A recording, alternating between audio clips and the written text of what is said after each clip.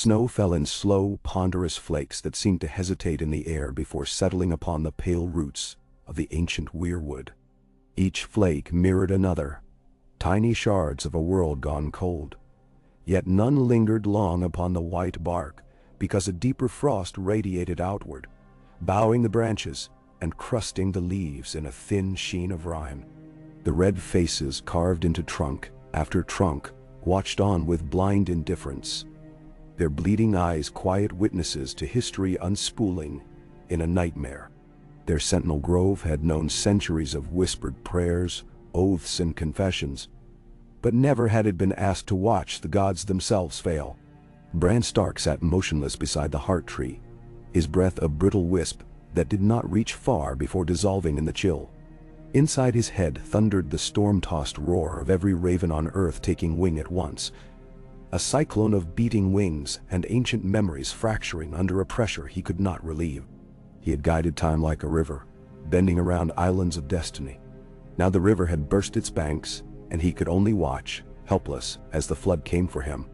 Across the ring of roots and snow-dusted stone, Theon Greyjoy's body lay collapsed where it had fallen, his last charge a brave, doomed line carved in the snow. His spear, splintered near the haft, pointed nowhere in particular, and the twin pools of blood seeping from him were already crusting into frozen crescents. Around them, the bodies of the Ironborn and scattered Northmen told the same story in different dialects. Good men who had bought a heartbeat of time, but nothing more. From the shadowed perimeter of the grove, a soundless figure advanced. Armor of blue-black ice refracted the half-light of burning Winterfell in geometric shards that pulsed like a frozen heart. Where he stepped, the very snow recoiled, crusting over, ceding shape to his unearthly chill. The Night King came without hurry, for he possessed all the nights of creation. His eyes, crystalline and depthless, fixed on Bran, Destiny's last citadel. While the winds shrank from him like dogs before a silent butcher, he stopped 2 paces away. Bran tried, one final time, to slip the leash of his frail body and flee into a flock of ravens perched above. But the Night King's presence was a cage. The birds croaked in panic, yet none could lift. Their black feathers shuddered, pinioned by a power older than the stories that named it. The Night King drew his ice blade. Light from the burning ramparts beyond flickered across its translucent edge, throwing bloody flecks that sank into the snow like ruby seeds. The blade kissed Bran's throat, cold enough to sear. In the space of a single heartbeat, Bran saw everything at once.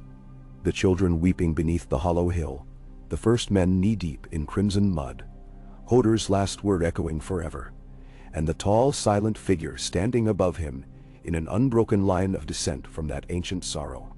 Then the heart tree screamed, not in sound, but in memory, its face contorting a fraction deeper as though the weirwood itself felt the blade bite. The scream traveled the roots into the bowels of Winterfell, through every stone of the crypts, into the marrow of dead kings. It surged outward into the land beyond the wall, through every raven, every heart tree, every dreamer, and the world shivered at the blade's final, delicate push. Bran Stark's blood was not warm enough to steam in the air. It spilled in a thin dark line, beating along the skin before freezing into garnet crystals. His body slumped forward, fingers brushing snow, as though he had fallen asleep while reading stories of his own past.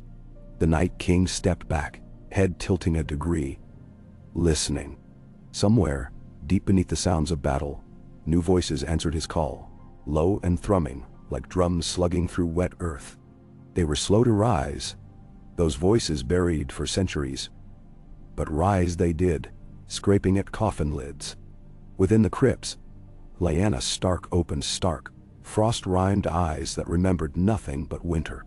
Arya Stark ran across the outer yard, lungs aflame, blade a wraith in her hand. Heat bled from fires licking the collapsing battlements. But she felt none of it.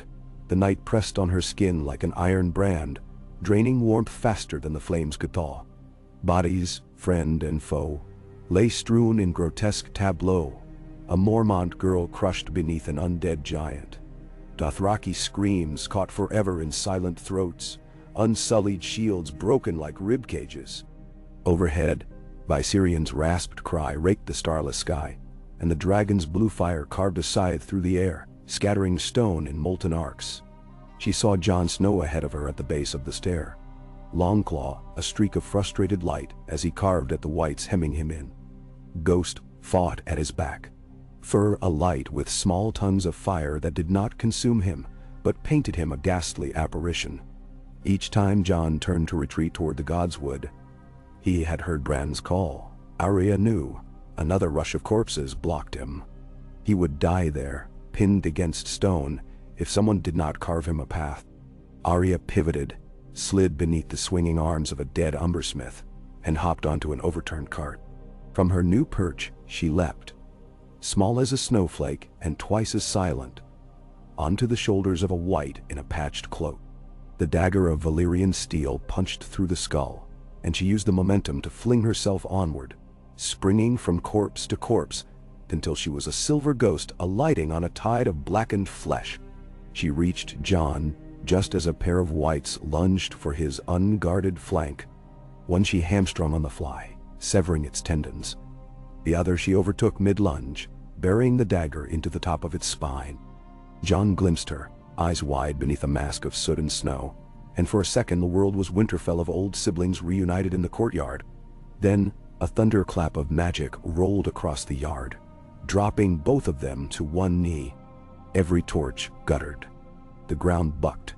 A crack appeared in the stone beneath their boots, thin as a hair but running the length of the courtyard.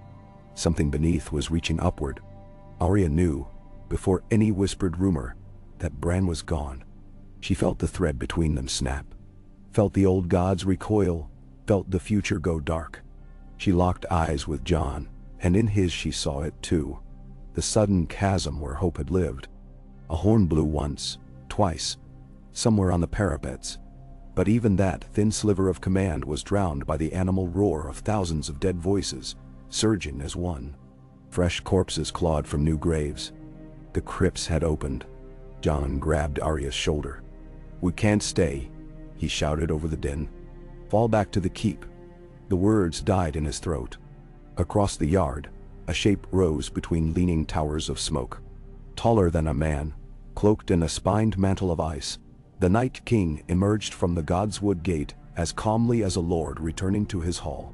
Blue eyes swept the yard, finding Jon, Arya, and every living soul with unerring precision.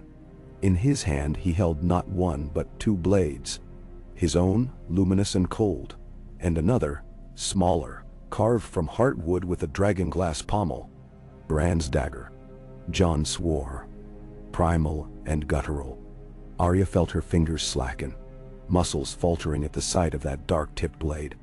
It was proof, irrefutable, of what had happened among the White Roots. Bran was dead. She was certain now. Killed by a weapon they had forged to kill monsters like the one who now held it. The Night King raised the dragonbone handle in silent mockery. Then he snapped the dagger between his fingers and let the shards fall like obsidian tears into the snow. An inhuman cry answered. Viserion banked, skeletal wings beating fractured shadows across the courtyard, and landed behind his master, frost pouring from the dragon's ruined nostrils. In the flicker of collapsing towers, Arya saw the night's final equation. Living against the math of the dead, hope against inevitability. It did not balance. "Go," Jon hissed. He shoved Arya toward the gate to the great hall, where surviving unsullied under Grey Worm's torn banner fought to hold a breach. "Find Sansa, get her south. I'll draw him." "Jon, no. Hay wants me." Jon loosed a shaking breath, eyes blazing with hopeless defiance. "Hell follow." Before Arya could argue, he was gone, pushing through undead with a fury that was part courage, part despair.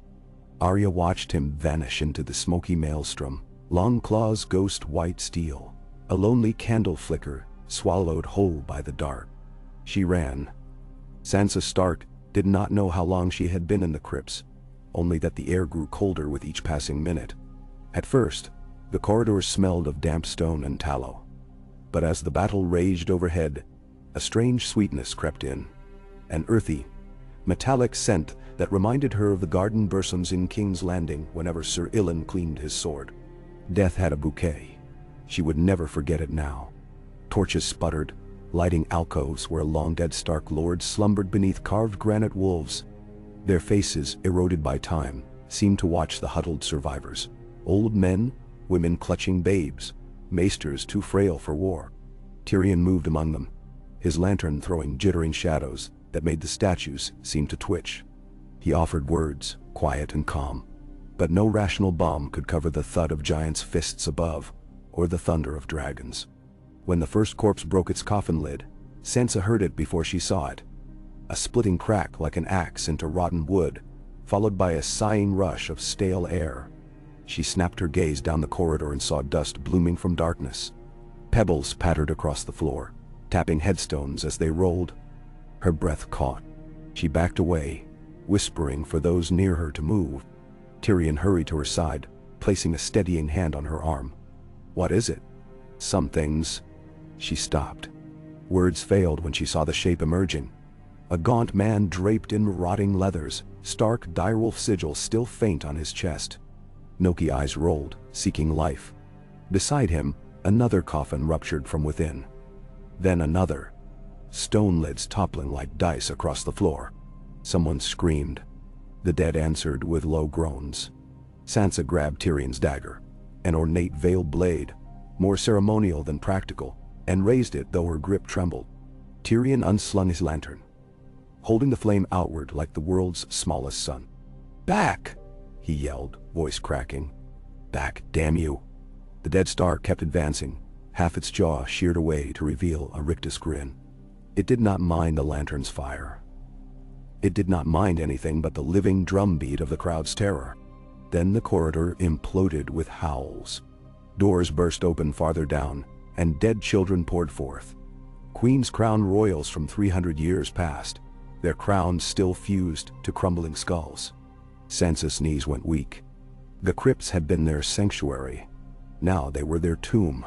"Follow me," Tyrion barked, taking Sansa's wrist. The old drainage tunnels. I saw sketches. They ran, pushing through, panicked folk. Sansa glimpsed Gilly shielding little Sam behind a pillar, Sir Davos hacking at a corpse with a broken pickaxe, Varys chanting a prayer he had once heard in a free city brothel.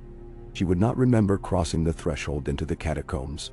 Only the freezing gust that hit her when they found a rusted grate forced open by roots. Tyrion climbed first, pressing shoulder against stone until it scraped skin. Sansa followed, skirts torn, hair catching on rusted bars. She slipped once, foot dropping into icy water, but Tyrion hauled her upward. They emerged at the far bank of the inner moat, hidden by stacks of cut stone waiting for repairs never finished. "Gods," Sansa breathed, drawing air that tasted of blood and ashes. Winterfell blazed around them. Outer towers half collapsed. Drawbridge snapped like a broken jaw. Whites swarmed every yard, commanded by silent figures in spiked helms. And above all, like a storm crow perched upon destiny, the Night King raised one arm, and Winterfell's dead kings answered. Statues crumbled in fiery splinters as Ned, Lyanna, Rickard, Robb, even Benjen rose, snow veiling their empty eyes. They arrayed near the Night King in a twisted homage to solemn court. Their swords were frost, their faces hollow masks of loyalty repurposed. The sight broke something fundamental in Sansa, a loss deeper than blood or home. The memory of her father's smile turning to cold ruin. Tyrion's hand squeezed hers. "We run." She nodded once, eyes filling, then steeled herself. They slipped into the darkness behind the stables, heading for the Sally Port, hearts pounding time to an elegy yet unwritten. On the battlefield south of Winterfell, Daenerys Targaryen stood upon the shattered flank of Drogon, head throbbing with the wail of a dragon who understood his rider's grief. Drogon had landed in ruin after Viserion's blue flame scored his right wing. He could still fly, but broken spears of ice lodged near the joint made each beat agony. Dany stroked his obsidian scales, blood, thick and steaming, pooling near her boots, hissing where it struck snow. She watched the castle beyond. She had seen the Night King exit the Godswood with Bran's dagger and shards. And though she knew little of the magic woven into that small blade, she felt the world groan beneath her. Drogon felt it too. His rumbling growl vibrated through her bones. Grey Worm assembled what remained of the unsullied, in a crescent around her. Fewer than 200, shields rent, spears splintered, eyes unwavering. Jorah limped forward, face ashen but determined. "We must go, your grace." "Where?" Her voice was hoarse. Each word scraped her throat like sand. "Winterfell is gone." "South," he said. "We draw them away. Give the Northmen time to..." "To what?" She laid a hand on Drogon's snout. "There is no time left." In the distance, Jon fought like a man paying off an impossible debt. She saw him on the battlements, alone now, carving a path among the dead he'd once sworn to protect. Viserion circled above, but the Night King had not yet mounted. He strode through the courtyard as a god among ants, indifferent to sword and flame alike. His lieutenants fanned out, blades singing frost that extinguished every torch. "I will not leave Jon," she whispered. Ser Jorah's eyes widened with sorrow. "If we remain, you will die here." "Then I die." She drew a ragged breath, tasting ash. "Help me mount Drogon." He hesitated only a beat before kneeling to form a stirrup. She scrambled atop the saddle, no time to strap in. Her knees braced against the spines. She stroked Drogon's neck, whispering in Valyrian, "Fly me." Pain radiated from him. Yet he unfolded his wings, their torn membrane crackling like old parchment. Dany glanced at Jorah. For a heartbeat, he was the knight who had first bowed to her in the Red Waste, promising swords that had never come. "Protect the living," she told him. "I will find you, Khaleesi, or die trying." She spurred Drogon upward. The dragon leapt, snow exploding beneath his talons. The first beat of his wings cost him a roar of pain, but the second found stronger purchase, then the third. They rose through rising columns of black smoke, sparks dancing like embers seeking constellations anew. Below, the courtyard glowed with balefire. Dany fixed on the Night King, a dark gem amid the flames. She leveled Drogon's flight. "Dracarys," she hissed. Dragonfire gushed, incandescent and hungry. It crashed upon the Night King like a river of molten gold, engulfing him, blooming outward in petals of fury that devoured stone and corpse alike. For a heartbeat, every white ceased, as though fire burned the thread binding them. Then the flames parted. The Night King stepped forth, unscathed. Frost steamed from his pauldrons, an aura of cold, rebuking the inferno. He raised his arms slowly, almost lazily, and the dead behind Daenerys lifted their heads. Bodies that moments ago lay still beneath the charred outer earth heaved up anew, char-burning. Eyes blue. Dany's breath faltered. For a moment, the sky seemed to tilt, and she knew despair as complete as the night. She wheeled Drogon hard, streaking westward. Behind her, freshly risen dead surged under the Night King's command. An army replenished in fire's wake, and Winterfell's flames died one by one, as though smothered by a giant hand. Jon Snow reached the Godswood too late. He saw Bran's body propped against the heart tree, blank eyes staring into falling snowflakes. The ravens were gone. Only a ring of disturbed snow marked where they had been. Aura, a red leaf overhead, dripped sap-thick tears upon Bran's hair, freezing there like a crown of rubies. Jon dropped to his knees, hands trembling so fiercely he could not sheath Longclaw. He touched Bran's cheek. It was like marble left out in frost. The boy he had loved, the man who had become something else, was gone, leaving a shell as lifeless as the stone faces around him. Footsteps crunched behind. Jon rose, pivoting. The Night King stood at the threshold, blade lowered but ready, head cocked. Around him, a silent retinue of white walkers fanned into the grove. Tall, gaunt, armor etched with unfamiliar runes. Their breath fogged blue, their eyes bore no pity. Jon gripped Longclaw. He had seen impossible things. Giants, dragons, resurrection. Yet never had he faced a foe so absolute. Here was entropy given mind, a god of subtractive arithmetic who counted every heartbeat as debt. And Jon, for all his half-Targaryen blood and northern grit, felt like a boy with a wooden sword. A single wight stumbled forward. Small. Slight. John's breath hitched. Lyanna Mormont too. Her proud face now sagged, one eye gone. But he recognized her in the squared set of her shoulders. She did not know him. She only knew command. She came at him with a broken spear shaft, shrieking like wind through dead pines. Jon hesitated, just half a heartbeat, before bringing Longclaw down. The blade parted her skull, ending whatever fragment of truth remained in that brave child. But the pause cost him. A walker lunged from the flank, ice lance glinting. Jon parried, sparks of frost leaping from steel.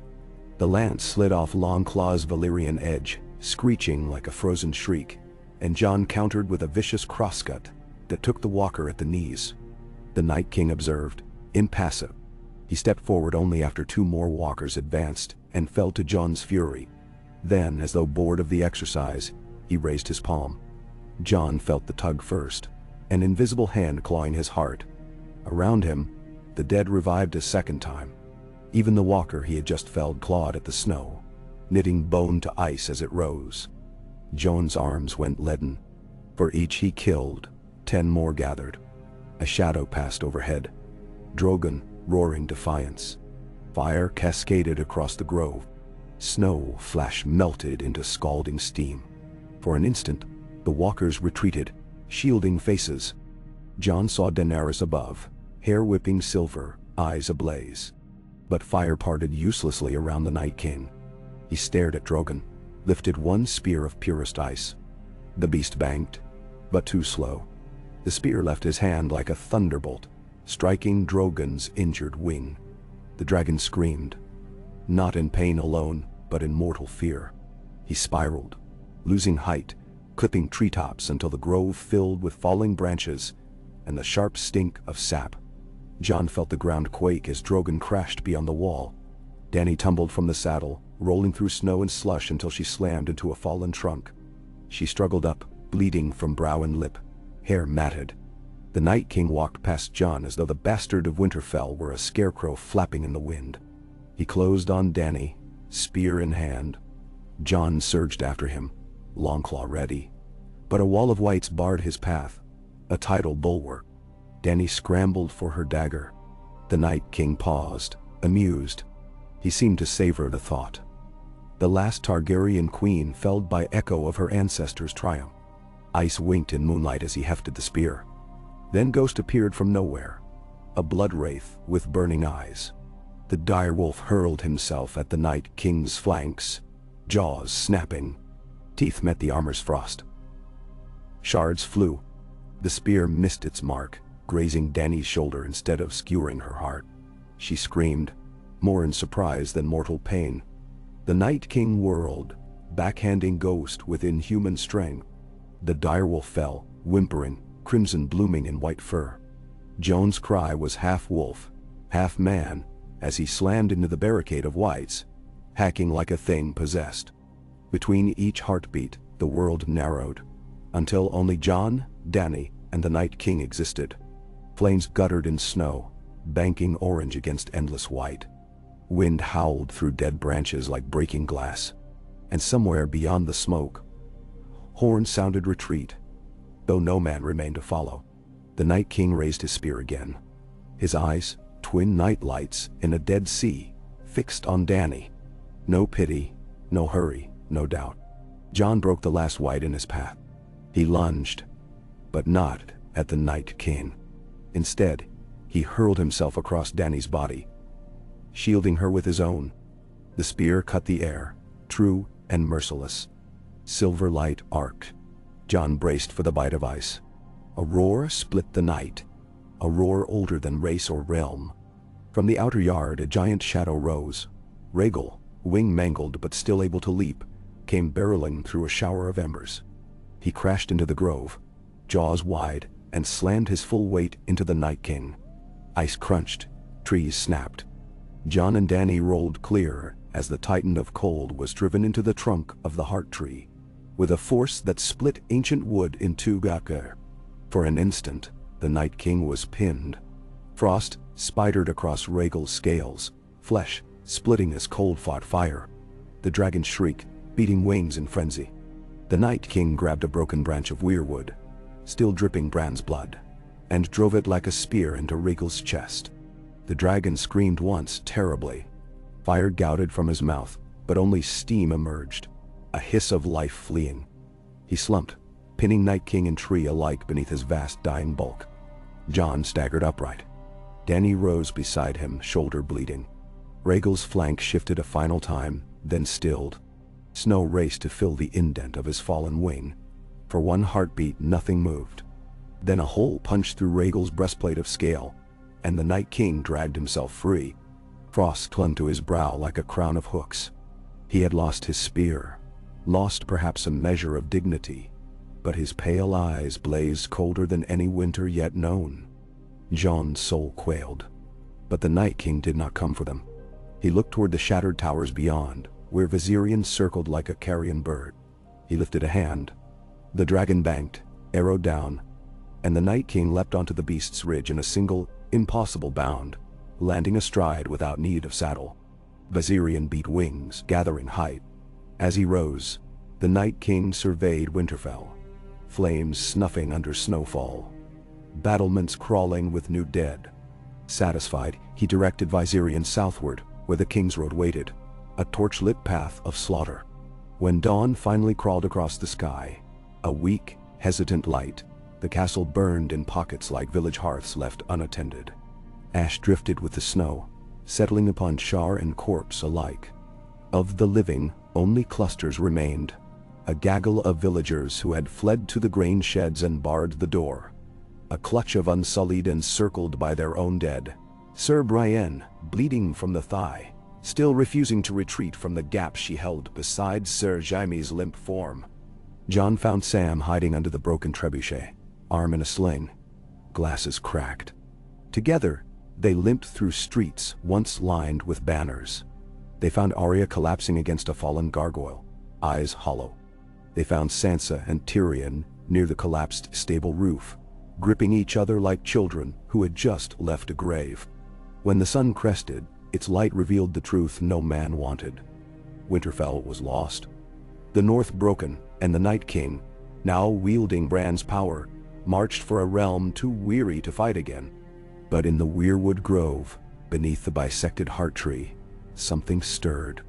Jon returned there alone, his grief a stone too large to carry among the living. He knelt where Bran had died. Snow still stained crimson, and pressed his palm to the ice-scoured earth. He felt warmth. It was faint, a coal buried beneath drifts. But there, else, slow and stubborn. The ravens were gone, but their memory lingered like feathers caught in wind.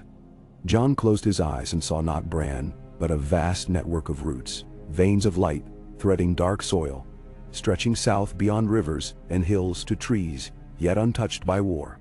The Night King had killed the man, but the power the man had once tended could not be so neatly severed.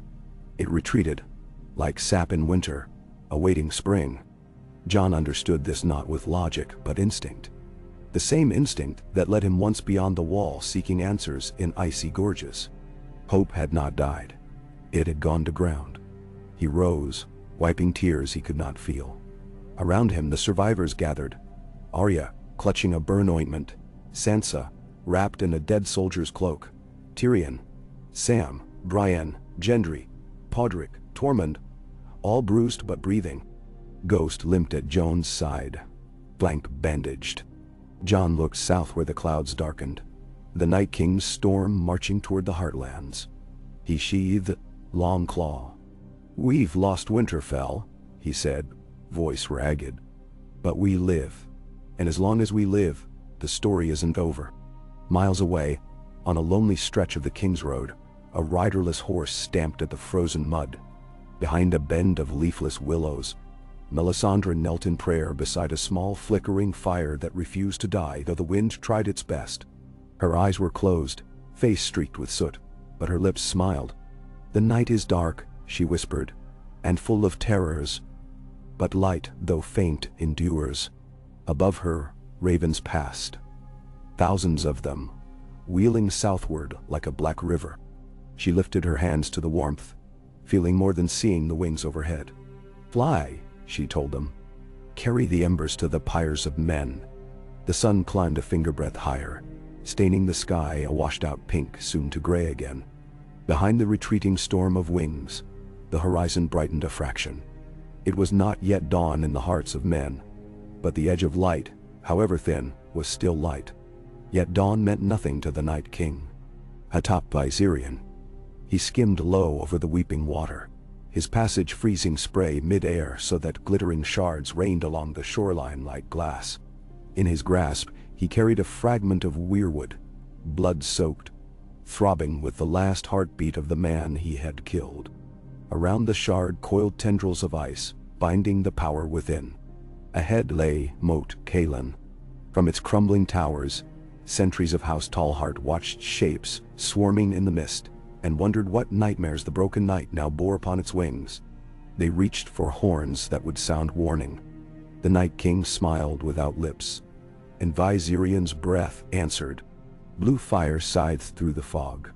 Horns never sounded. The road south lay open, all the kingdoms of men arranged like pieces on a board he had already won. He did not hurry. Dawn or dusk, it was all one to him. He would take his time. Let living hope gather, become bright, so that extinguishing it would be all the sweeter. And beneath the bones of Winterfell's heart tree, the sap retreated deeper still, storing warmth. For even trees know that winter, however long, will one day wake to songbirds. The balance was broken. War, for the first time in 10,000 years, would be fought not for thrones or crowns, but for the right of dawn itself to return. Long after the last watchfires guttered to ash beside the collapsed walls, Winterfell's ruins breathed the frigid hush that made every sound, boot crunch, distant cough, the chink of a loose helm rolling over stone, echo larger than life, as though the castle itself were a cracked bell tolling for its own dead. Jon Snow moved through that hush like a man walking a memory he dared not wake from. Each doorway he crossed, each yard he paced, yielded some small ghost. A childhood laughter trapped behind a burned lintel, the scent of fresh bread where the bakery smoldered, Robb's voice drifting from the training yard. He feared to linger on any of them, for grief sought purchase in stillness, so he kept moving, counting survivors, nodding when someone asked a question, lending an arm where a shoulder sagged. They had torches enough for only half the living, so the rest carried splints ripped from broken ladders, rags soaked in lamp oil, or else walked in darkness, trusting the silhouette ahead. In that uneven glow, faces became masks. Brienne's square jaw etched in soot, Podrick's cheeks striped with tears. Gray worms burned black helm reflecting sparks that died before they reached the plume of ash overhead. No horns sounded now, and no commands rang across the bailey. The chain of command was but a frayed thread knotted from stubborn folk who refused to lie down. By the gate yard, where the drawbridge had snapped and one half hung like a tattered banner over the moat, Sansa oversaw the wounded. A line of pallet sleds stretched behind her, each pulled by two able-bodied souls. She moved from stretcher to stretcher, tucking a cloak here, pressing a waterskin there, pausing long enough to speak every name she recognized. No one asked if the Lady of Winterfell intended to flee her ancestral seat. She had already fled something far dearer, the innocence bound to these stones. When she glanced up and saw Jon, a tremor cracked her composure. He opened his arms and she stepped into them, burying her face against his breastplate. The steel was rimed with frost, but her tears warmed a patch above his heart that still ached from the spear of sight he had taken earlier. The moment Bran's body pitched forward, and with it, the last certainty of dawn. They parted without words, for the moment words came they would splinter. Jon took her place beside a lad splinted from hip to toe. He lifted the litter's rear handles, caught the boy's sharp gasp, and nodded at the woman gripping the front. Together, they joined the bobbing chain of retreat, flanked by what unsullied remained. Shields forming a low wall against prowling whites that crept too near the torchline. Each time an arrow hissed from the shadows, one more pale corpse dropped, and the line edged forward. But more corpses shifted beyond the firelight, and their numbers had no bottom. Near the Godswood gate, Sam crouched over a crate half full of scrolls bundled in torn saddlebags. The parchment edges browned where flames had licked them, but his fingers traced each roll with reverence. Maester Lewin kept maps of the southern crypts, drainage shafts that feed the glass gardens, he muttered as Jon knelt. If we can follow the culverts east, we might avoid the worst of the dead until we reach the King's Road. Jon eyed the scrolls, precious, but heavier than bread or spear. Take what you must. Burn the rest for light. Sam swallowed. His gaze lingered on a cracked wax seal stamped with a dire wolf, but he chose. 2 slim maps disappeared beneath his jerkin. The rest he pushed toward Gendry, who fed them into the brazier nailed to a cart. Fire flared, casting the courtyard blood red for a moment, and against that light, Jon saw Arya perched on the wreckage of the Sept's portico. She sharpened the Valyrian dagger that had spared her life, but not spared Bran. Sparks leapt each stroke, and in their brief glitter her face looked older than cats had at death. Cheekbones sharp as Winterfell's ramparts. Eyes 2 black holes where vengeance pool. He started toward her, then faltered. He could neither console her nor command her, so fragile was the thread binding them. Better to let her breathe the cold alone. He turned instead toward Drogon, who sprawled beyond the broken second wall, snow melting to hiss against the heat bleeding from his ribs. The dragon's right wing drooped, torn membrane strapped crudely with ship rigging unraveled from Dothraki Arrax. Daenerys stood on a crate beside the wound, both hands sunk to the wrist in steaming blood as she pressed a hot poultice of mirroot and wild garlic against a spur of bone. The moment she saw Jon, exhaustion sagged her shoulders, yet her chin came up. "He will fly," she said before he asked. "Not today, but soon. Soon may be too late." He kept his voice low, mindful of the clusters of the living whose hope rose and fell with every gesture of the Queen and her dragon. Moat Cailin is lost. If we're caught on the King's Road, we'll be ringed on both sides. We need ships at White Harbor. A breath misted from her lips. The sea is no refuge. Whites drown the same as men, yet the Night King raises what the sea returns. Harbor Hill has walls. The Manderleys still command ships enough to ferry survivors farther south. If we can pass Deep Lake, we can warn the Riverlands. Mental. She glanced at the sky, where Rhaegal's body lay buried beneath broken ramparts, a hill of fire-scorched scale already dusted in snow. We may flee, Jon, but the storm follows. What realm south of the Trident will stand when the north has fallen? He had no answer. She knew it, and still she asked, perhaps hoping the question itself might conjure some forgotten stratagem. But strategy belonged to the maesters now buried under the burning library. The field belonged to the dead. They spoke nothing further that hour. Too much to plan, too little to risk. Dawn's light, weak as tallow, finally seeped through the smoke, and crows gathered upon the broken merlons, croaking for carrion. Jon gave the order. The portcullis chain squealed. The mangled half-bridge tilted under the weight of first carts, then litters, then column after column of half-armored, sleepless souls. Winterfell, that cradle of hearth warmth and wolf pride, shuddered behind them like a slumped colossus, sinking inch by inch into reeking pyres. Only when the last cart rattled across the gap did Arya vault from the portico and land beside Jon. Her dagger vanished into her belt. Her other hand closed around a leather bundle wrapped tight with twine. "For Bran," she said, and thrust it into his arms. Inside lay the broken remnants of the heart tree's branch, the shard the Night King had carried south, splintered by Rhaegal's dying convulsion. The wood bled sap darker than wine, and where the sap touched Jon's glove the cloth steamed in the cold. He stared at her. "I pried it from the snow while you spoke with Sam," she whispered. "It's warm, like it remembers being alive." A shiver crawled his spine. He tucked the shard under his cloak where its heat stung skin. "Thank you." Arya's gaze flicked south, fixed on the thinning ribbon of smoke trailing across the sky. Viserion shadow far ahead. "When the chance comes, I will end him." Jon dared not dent her resolve with caution. He squeezed her shoulder, then called for the march. They moved. Hours later, the ruined castle shrank to a smudge on a white horizon. Sweat crusted every brow. Breath came ragged. Children wept or walked silent with eyes too old. Snow began again. Lazy, fat flakes drifting through a wind gone strangely still, as though even the sky held its breath before the next calamity. South of the Wolfswood, a pair of scouts, Tormund and Beric, rode ahead, their horses' flanks lathered, eyes rolling each time a tree shook loose its burden of snow. They ranged a mile forward, vanished amid frost-shrouded firs, then came trotting back near dusk. Tormund swung from his saddle before the rearguard fires even crackled. "We saw them," he told Jon. "Deep wood motte burns. The woods beyond glow blue as witchfire." "Damacy," Beric added. "Children of the forest once carved caves there. Smoke vents now. The dead flood every hollow." Jon stretched a gauntlet over stubble that bristled like ice. "They march faster than men."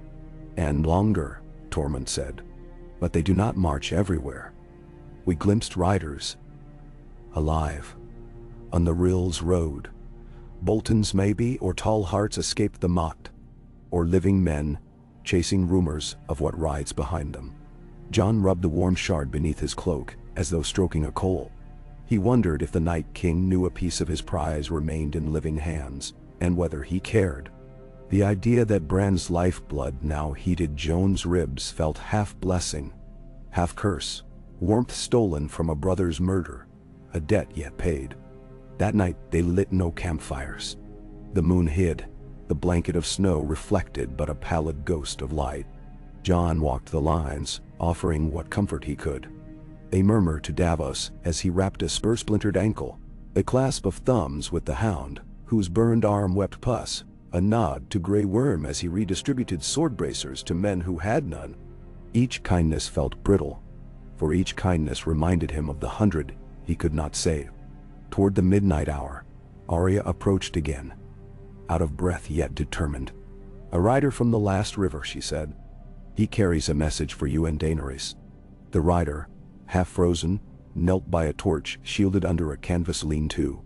He bore a sergeant's badge of House Umber, but his beard was white with ice. "Moat Cailin fell at sunset," he rasped. Stone walls froze solid. They shattered when Viserion breathed.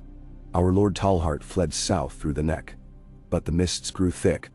Men vanished. One here, two there. Never see them again. Bendum." Jon's jaw clenched. "How many survivors?" "Perhaps 100. The rest?" He shook his head. "The dead do not cross the Twins yet, but ravens report Lord Frey's grandchildren ride north to earn honors slaying corpses." Jon almost laughed. "They will earn their graves instead." When the rider bowed out, Daenerys stepped from shadow. At some point, she had reclaimed a fur-lined cloak of snow-cat white, yet the blood down her left arm had seeped through. She spoke before he could chide her to rest. "How far to White Harbor, if we push through night and day?" Sam answered from behind, having drifted close. 3 days on foot for an unencumbered host. With children and wounded, 5 if gods are kind. Jon ground a boot into the snow, frustration seething like stomach acid. 5 days. The Night King on Viserion could cover that ground in 1. Their caravan, snaking through the neck, might become a marching larder. Daenerys read his thoughts. "For every day we crawl, the dead harvest another 1,000. There must be faster shelter." Sam shifted scrolls beneath his cloak.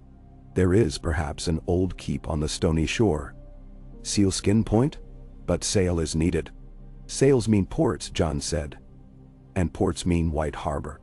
The circle fell silent until a new voice, low and thick with mead, cut through. "Not all sails call White Harbor home."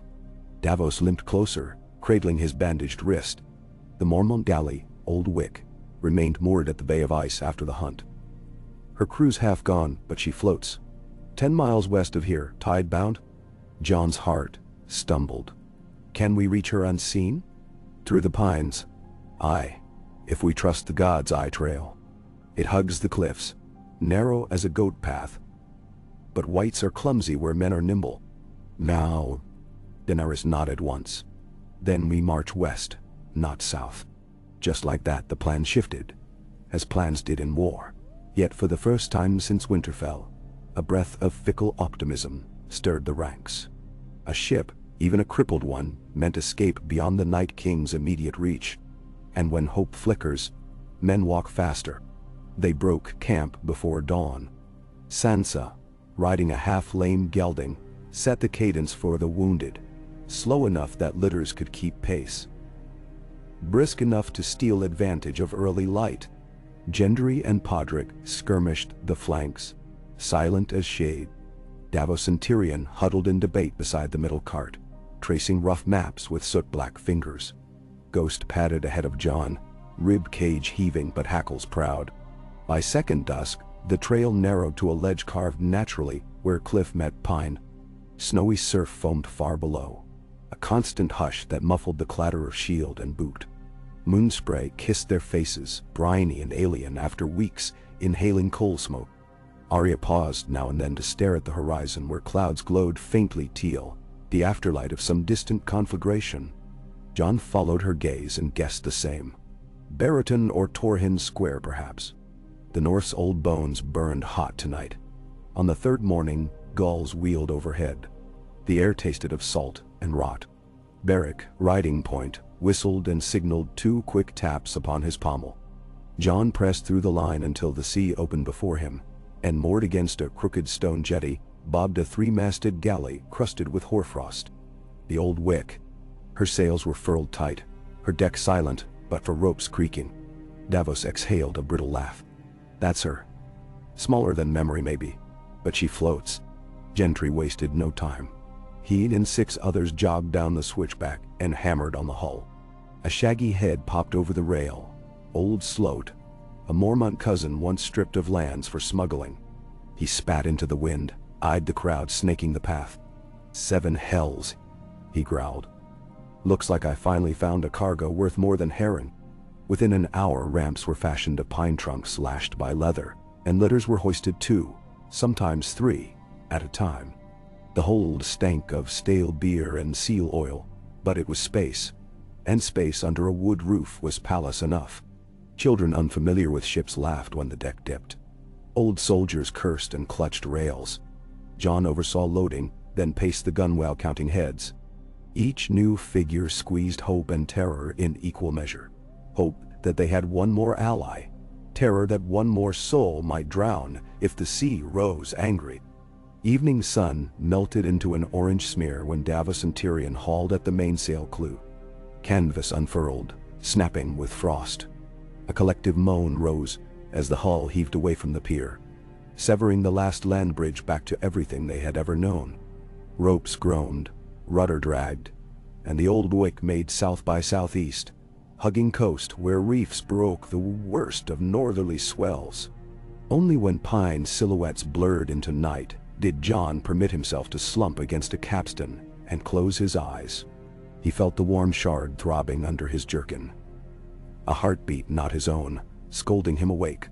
Sleep would not come. Instead he climbed the aft stair and found Daenerys standing alone beneath the steering lantern, gaze fixed on the dark water. "The wind favors," he offered. The wind cared nothing for men. She did not turn. "I sense him. Every time Viserion beats his wings I feel the flame he stole." Jon joined her. "And I feel Bran, though he is gone." He explained the shard, the heat that never cooled. He touched her sleeve, guided her fingers to the bulge under his cloak. She flinched when warmth kissed her skin. "A weirwood's heart still beating," she whispered. "Fire and snow." He nodded. "Sam thinks the children forged spells within the living wood. Maybe Bran's power lingers. If we find another heart tree. If he can guide us through it." Her hand closed over his. "Then there is a road into the past, and perhaps a road back." Neither spoke more.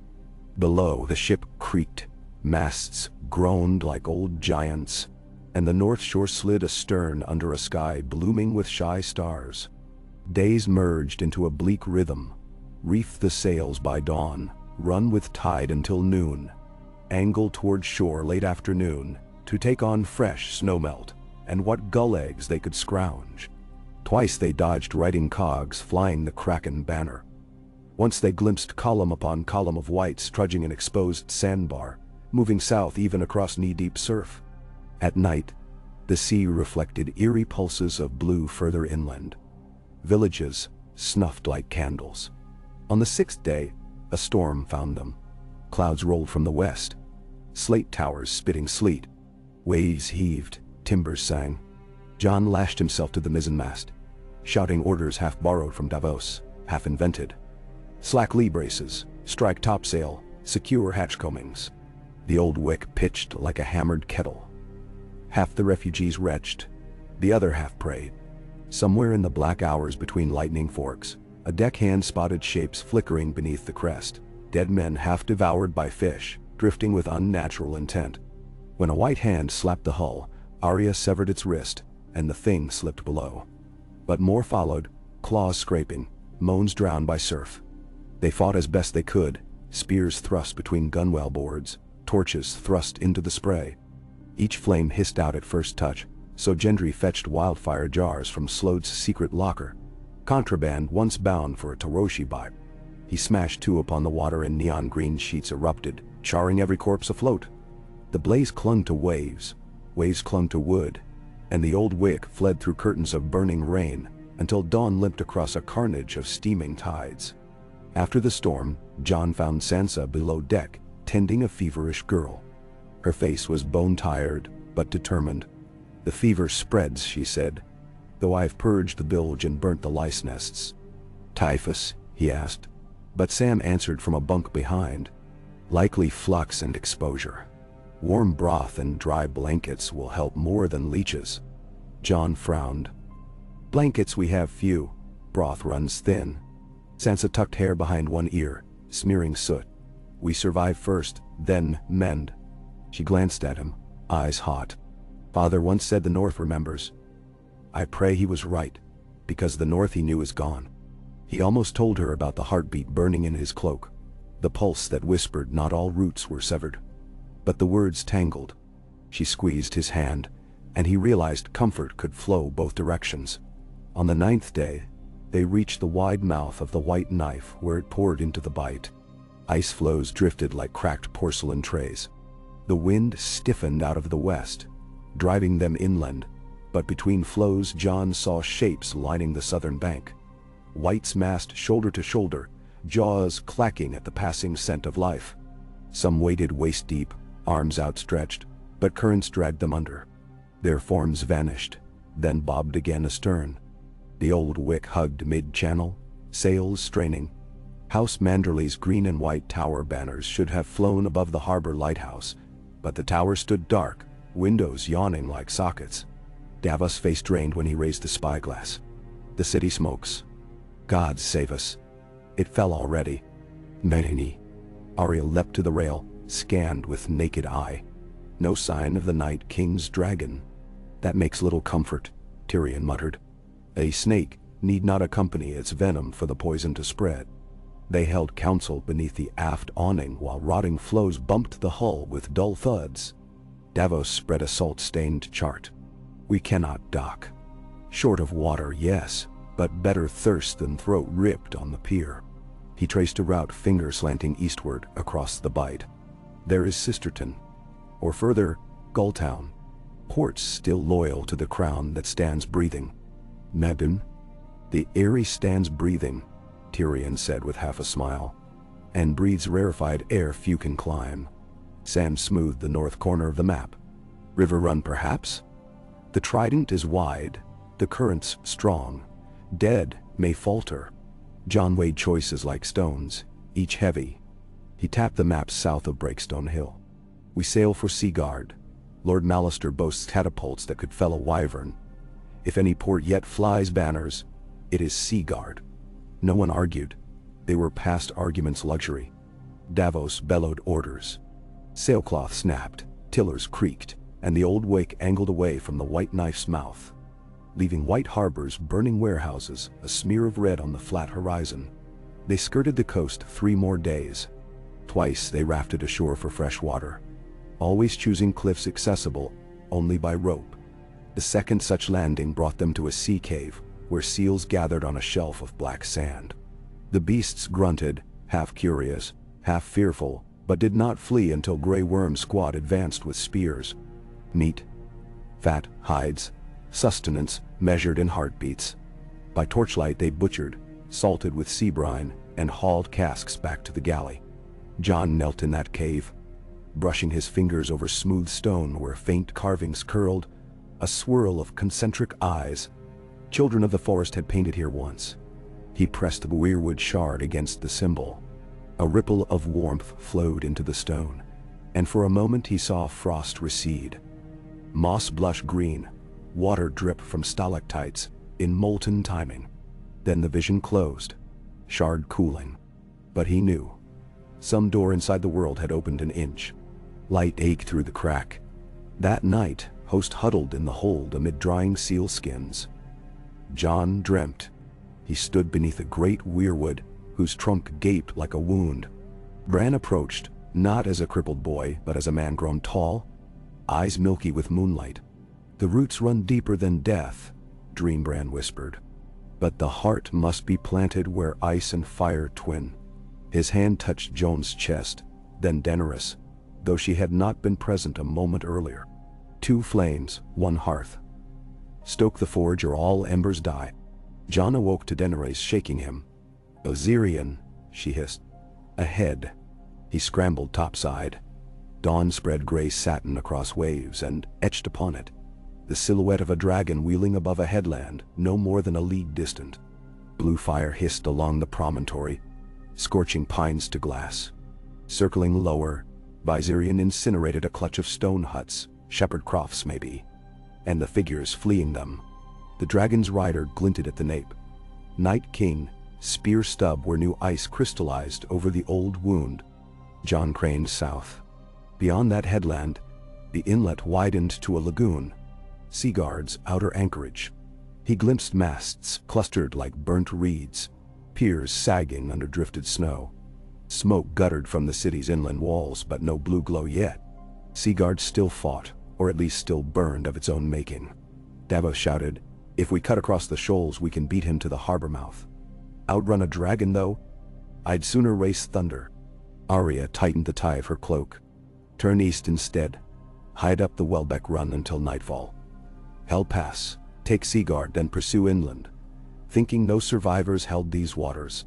Tyrion raised a brow. And we slip behind the beast, dock amid charred splinters?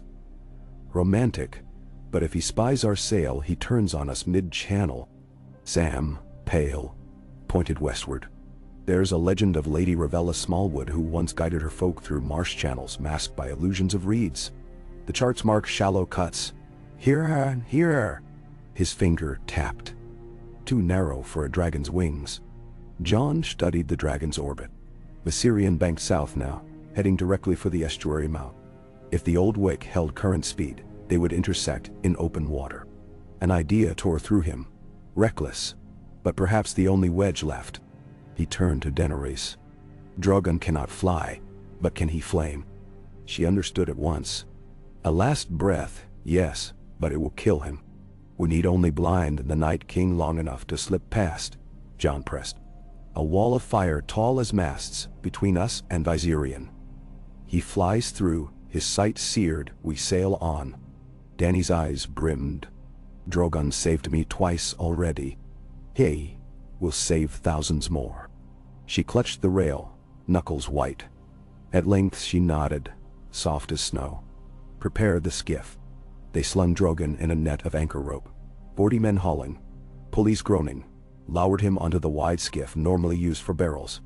His broken wing lay folded, but his chest rose. Shallow. Daenerys climbed down last, pressing her forehead against his. Valyrian words hummed, a lullaby remembered from childhood. Drogon's golden eyes slid open, fixated on hers. When she pulled back, pain and trust mingled in that reptilian stare. The skiff shoved off, Davos at the tiller, 4 oars biting water. Jon remained on the old wike, sword dangling loose. Arya, beside him, whispered, "If this fails, you know I'll kill him myself." He almost smiled. I was counting on it. Half a mile separated Drogon's skiff from the galley when Valyrian turned. Perhaps he scented living dragon, or perhaps the Night King's uncanny intuition pricked. Either way, the blue-washed beast angled low, wings cracking thunder. Daenerys braced atop the skiff's prow, hair whipping silver. She raised one hand, and Drogon heaved. Flame shot not forward but upward in a geyser, then fanned outward. A cascading veil of red-gold sheets colliding with sleet. The sudden heat forged a wall of vapor that blotted horizon and sky alike. Viserion plunged into that inferno, blue breath spearing through, but the hotter flame carved corridors around the frost.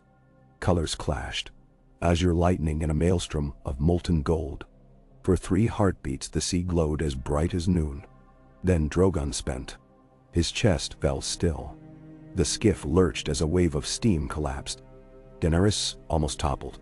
Viserion burst from the far side of the haze, scales scorched black along one flank. His flight wobbled, screen shredding the air.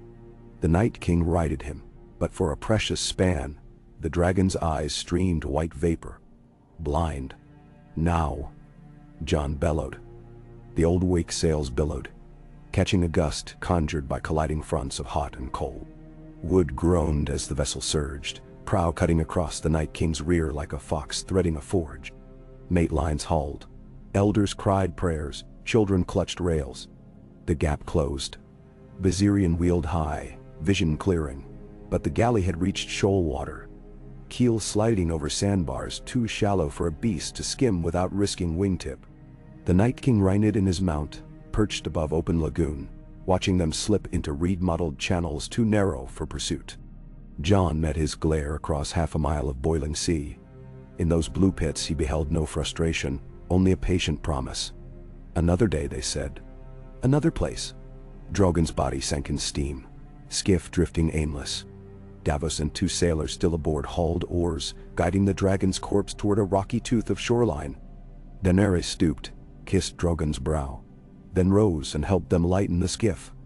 No tears, only the brittle calm of a queen burying her last child. By dusk the old wick nosed into a cove cloaked with cedar. Fires crackled in pits ringed by Mallister men. Seaguards still breathed after all. Lord Patrick limped to greet them, mail rent. But banners overhead yet flew silver eagle on blue. Seaguards' catapults, garrison depleted, still lined the walls, and ballistae bolts bristled the courtyard. Within the infirmary 300 souls already convalesced, riverlords, free riders, refugees from Fairmarket. They whispered of blue-eyed dead massing on trident banks, of Euron's silence, seen drifting unmanned off God's eye, of kings lending squeezing grain prices, while the realm starved. Jon gathered captains in the drafty hall beneath Lord's Tower. Bran's shard warmed his chest like a live ember. He laid it upon the map. Mallister knights gasped as condensation swirled in warm currents. Daenerys placed her palm above it, but did not touch. Sam unfolded the smaller scrolls. Sketches of weirwood roots, annotations in Old Tongue, and a faded diagram depicting 2 flames beneath a heart-carved tree. Ice runes to one side, Roynish glyph to the other. They forged night at the crossing. Sam read, voice trembling. A bargain. Hold the dark at bay, yet keep balance. If one guardian falls, the other must rise. He glanced around. Bran fell. The other guardian must yet rise. Arya drew her dagger, resting the Valyrian edge beside the shard. Then where is this forge? Not a place, Sam said. Adjoining. Tyrion's brows knit. Ice and fire sighed in harmony once. The pact that birthed the wall. Its magic is fractured. The wall lies broken. To reforge dawn, something must stand in wall's stead. Jon looked at Daenerys, at the shard, at the dagger that had pierced many destinies. Bran's dream echoed. 2 flames, 1 hearth. They were the flames perhaps, king in the north who had burned and returned, queen of dragons whose blood sang fire. He spoke softly, yet every ear bowed. We forge a new guardian in ourselves. Sansa stepped forward. If so, the realm must rally behind that forge. Yet lords cling to rivulets of power, while winter melts their thrones. No, we rally then, Jon said. One banner, wolf and dragon entwined. We ride south before the Night King claims the twins and crosses into the Heartlands. Daenerys placed her hand atop the shard. And when we meet him, Jon set his beside hers. The shard pulsed, a twin heartbeat now. Flames flickered in the iron sconces, though no torch had been lit. Among the captains, rumors would soon claim the hall itself, warm 10 degrees in that second. Jon felt only the steadiness of purpose at last. "We do not meet him," he answered. "We hunt him." Outside the tower, snow began again. Not the choking tempest of dead men's herald, but a light, swirling dust, as though the sky breathed doubt for the first time in weeks. Down in the courtyard, a skinny girl of 6 lifted her tongue to catch a flake and laughed. Others stared at her, half remembering the sound. Somewhere beneath Seagard's stone foundations, roots older than kingdoms stirred, and crows clustered upon the ramparts, tilting their heads like scribes, eager for the next line. Far upriver on the Red Fork, blue fire scorched a willow stand. Whites poured across the shallows, spears of river reeds clutched in frostbit knuckles. Behind them, the Night King gazed south at darkening storm clouds. In his fist he held the broken shaft of Bran's dagger, now wrapped in glistening ice sinew. He felt the pulse too, faint and distant, echoing like a heartbeat muffled by earth.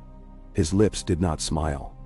They never had, but the cold around him deepened, as though pleased. The game quickened. Guardians old and new stirred for the last dance. And over the flooded fields of the riverlands, the first spring geese, confused by winter's brevity, beat their wings toward dusk, trailing a question that only dawn could answer. The Hall of Seagard, for all its battered grandeur, had seldom been host to so many hearts beating in harmony, or so many hopes in such perilous tension. The stone flags, swept clean of dust and blood only that morning, were soon streaked with muddy footprints as men and women came and went, lords and commoners alike drawn by rumor that the king in the north and the dragon queen now conspired beneath its high rafters to forge some last hope for the living. Jon had always despised the trappings of council, the careful arrangement of chairs, the decanting of watered wine, the hasty polishing of shield displays meant to impress rival banners. He preferred the chill of the yard and the honesty of sweat. But now, as he stood at the head of a table, war-scarred and littered with missives and broken seals, he understood the weight of these rituals. They gathered the remnants of a realm, wounded, starving, harried, behind a common story. In stories, men remembered how to be brave. The lords came with their ragged banners. Mallister, grim and formal in battered mail, his right hand stiff in a splint from a wound that never quite healed. Jan Royce, his bronze armor dulled by road dust, his eyes dark hollows after nights spent marching refugees south. Lyanna Mormont's cousin, the last of his line, barely more than a boy but his jaw set like stone. Ryman Frey, somehow still alive, thin as a shadow, and watched closely by 2 of Davis' men who knew a butcher's knife from a lord's.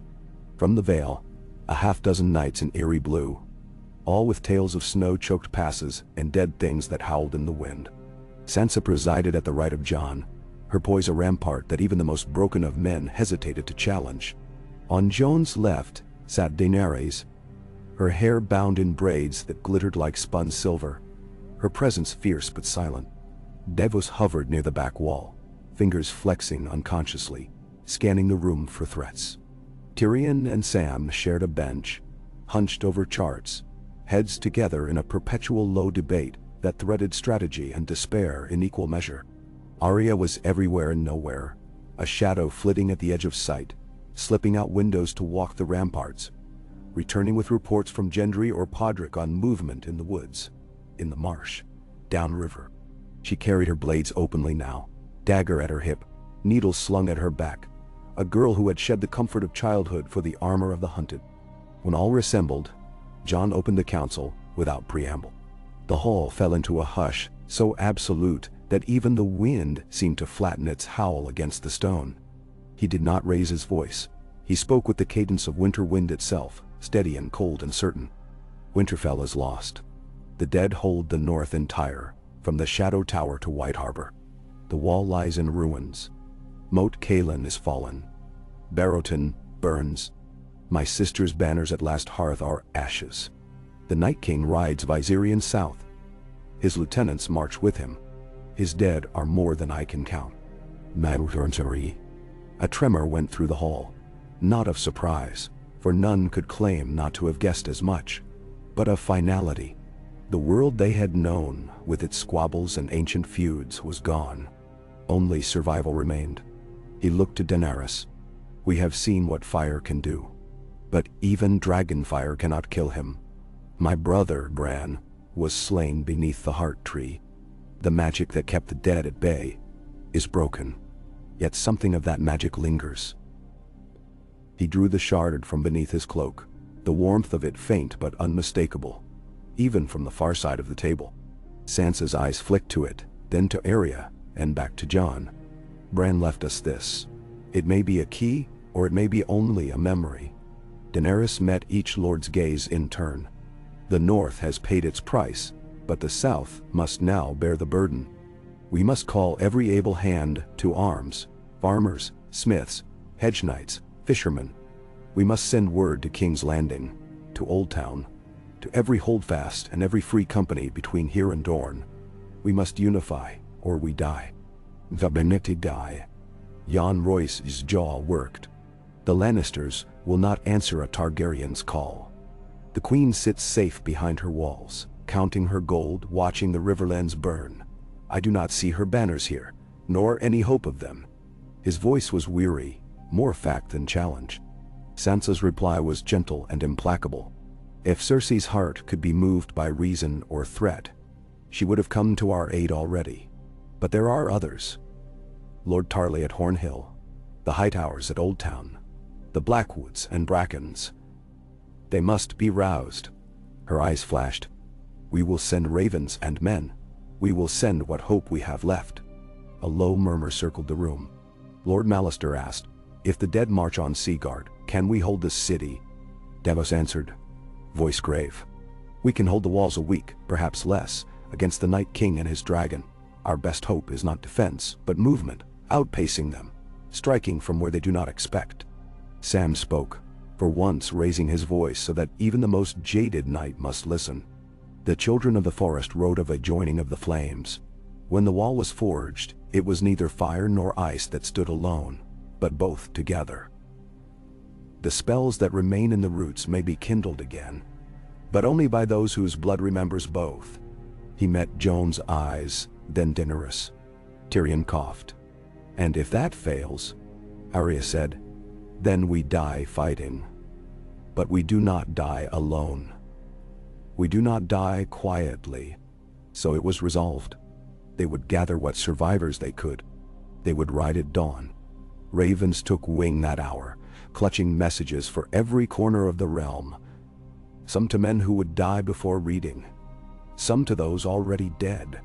Sansa spent half the night with the maester, copying each message in her own hand, sealing them with the wolf and dragon entwined.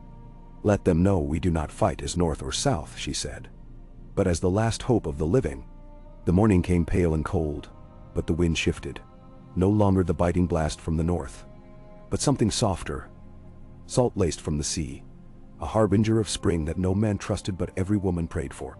The city emptied itself into the roads.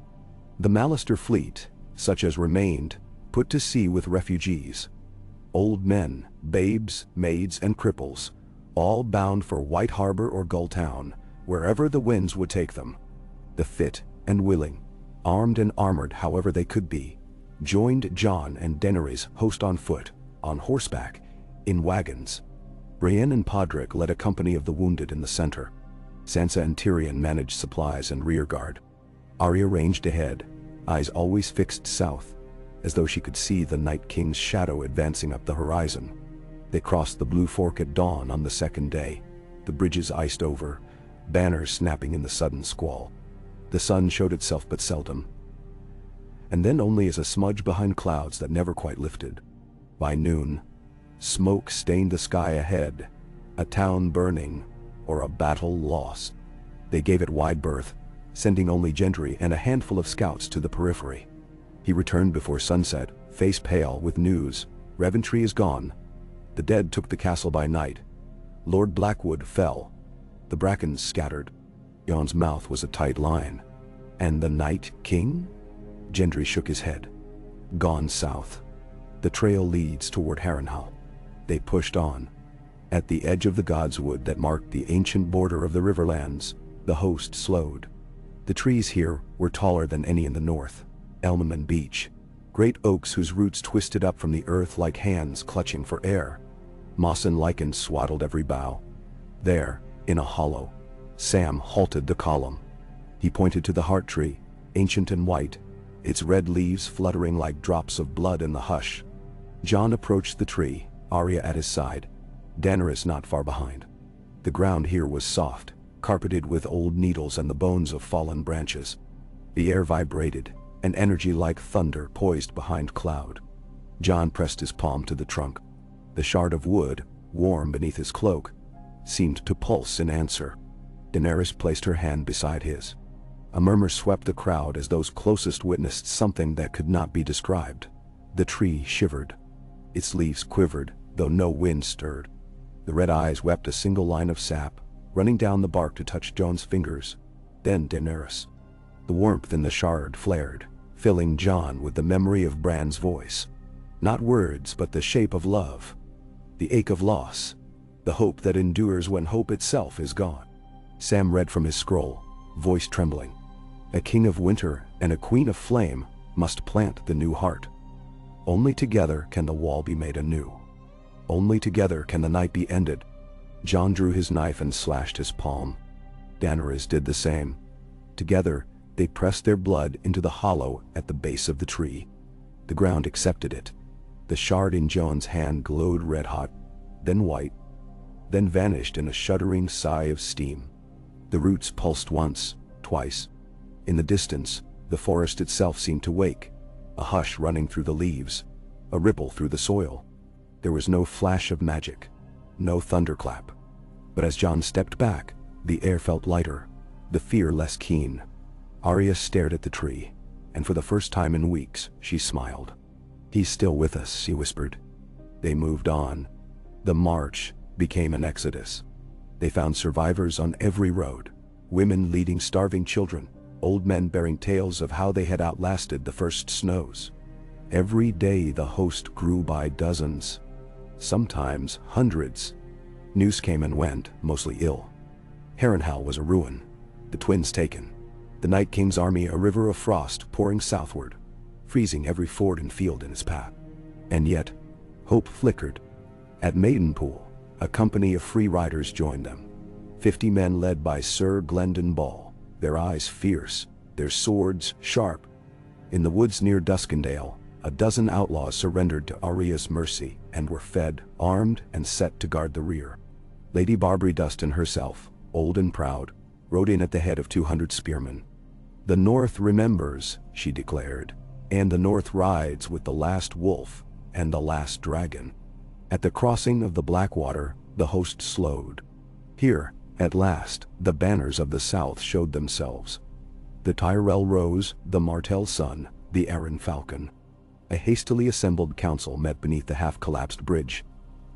Jon and Daenerys, Sansa and Arya, Davos and Tyrion, and a half-dozen southern lords. Sir Garland Tyrell bowed. "High Garden sends what men we have, but the fields are bare. The Reach is starving." Behind him, knights and levies in green and gold, armor battered and tarnished, but faces resolute.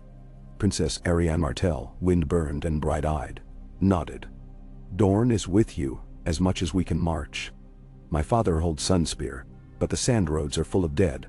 We will harry them as we may." Nands.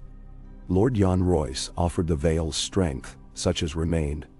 "We lost half our force at the Bloody Gate, but the Eyrie stands." It was not enough. Jon could see it in the faces of the men. Fatigue, hunger, the ache of too many nights on frozen ground. The knowledge that the tide of death could not be checked by banners or vows. Tyrion raised the most bitter truth. King's Landing will not open its gates. Cersei holds the city. Her golden company patrols the walls. She thinks the dead cannot cross Blackwater Bay. She is wrong. Daenerys' voice was flint. "We march south then. We warn the city. If the queen will not yield, we force her hand." Sansa said nothing. but her eyes were ice. The final days before the city passed in a blur of desperate preparation. The host, swollen now to tens of thousands, ringed the fields north and east of King's Landing. Scouts reported the dead not far behind. A shroud cold riding hard down the Roserad, snuffing every village like a candle. Jon convened council after council. Strategy. Supply. The desperate calculus of sacrifice and hope. Arya slipped into the city by night, seeking a way to open the gates from within. Davos coordinated river crossings, scuttling boats along the Blackwater to block the dead's passage. Daenerys, sleepless and haunted by visions of dragons burning in endless night, rode the lines, speaking to any who would listen, reminding them that they stood not for houses or crowns, but for life itself. At dawn, the host gathered before the city walls. Banners snapped.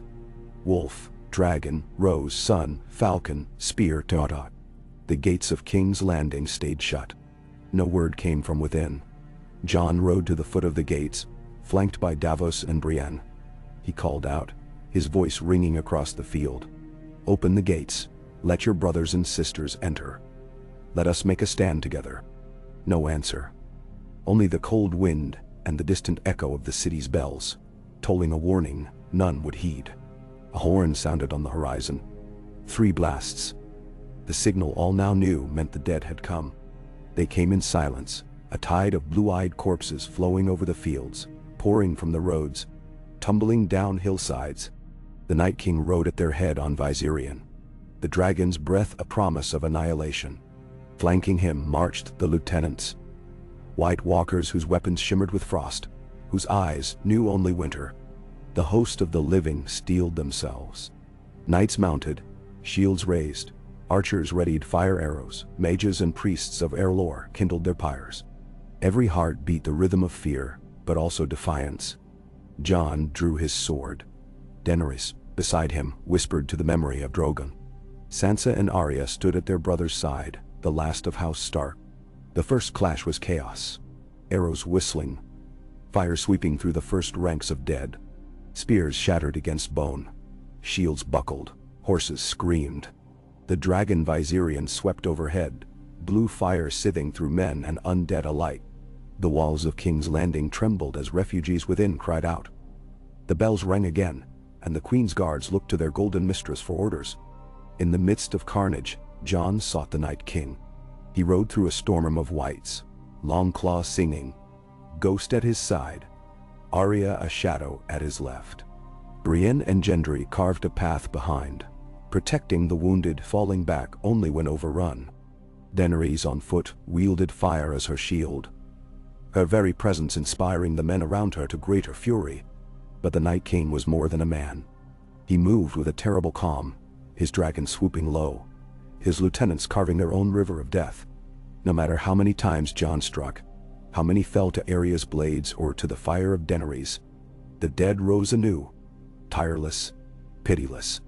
At the height of the battle, the gates of King's Landing creaked open, not from the will of Cersei, but from within, as Arya, bloodied but unbowed, had slain the guards on the inside. Refugees poured out, many to join the fight, some to run for the river, some to die. Cersei, atop the ramparts, watched with cold fury. She gave the signal for wildfire to be poured into the streets, hoping to destroy the dead, the living, all at once. Tyrion, seeing the green smoke billow, raced to warn Jon, but it was too late. The Night King, sensing the power of wildfire, turned his dragon's breath upon it, igniting great swathes of the city. Flames leapt skyward, consuming the living and the dead alike in green conflagration. The sky darkened with smoke. The earth shook. The world itself seemed to cry out in agony. In the center of the inferno, Jon faced the Night King at last. The two armies fell away. The world reduced to a circle of fire. Blue eyes against black.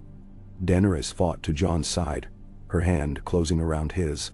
The warmth of the heart tree's magic flared between them, a pulse that threw the Night King back, if only a step.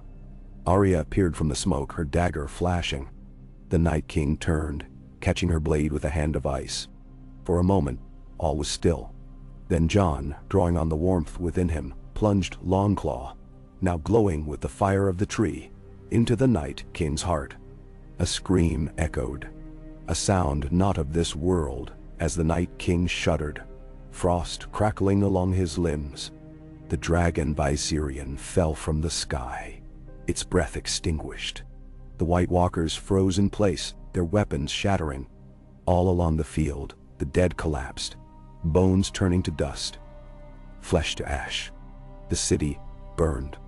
The host of the living fell to their knees, sobbing, gasping for air. Jon cradled Daenerys, who had fallen beside him, her skin warm but her breath shallow. Sansa and Arya knelt at their brother's side, their faces streaked with tears and soot.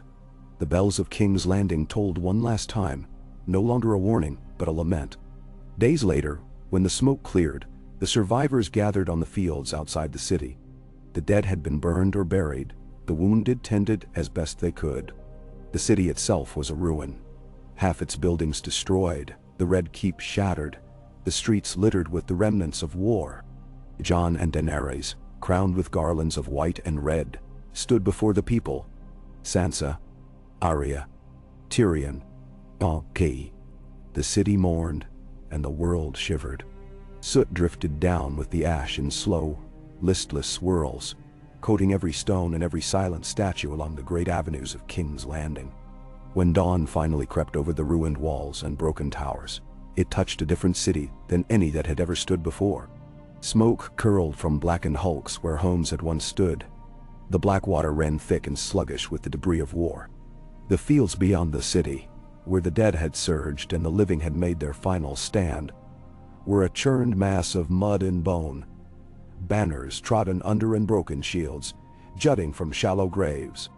On the edge of the city, Jon Snow stood at the mouth of a camp, where hundreds of tents pressed close together in uneasy rows, survivors spilling from their flaps to shiver in the cold or weep for lost kin.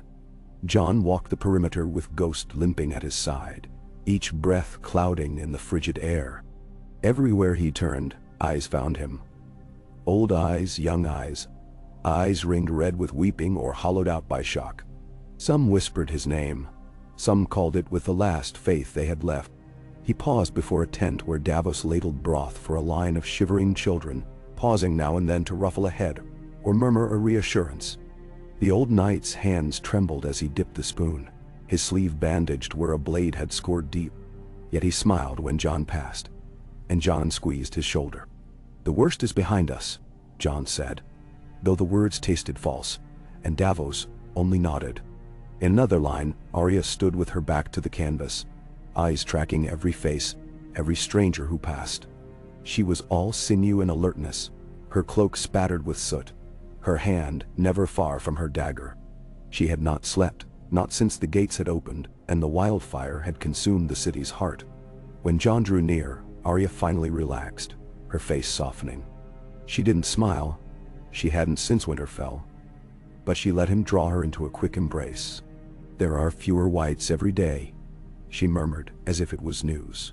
"I think, whatever you did with the heart tree, with Daenerys, it broke the magic."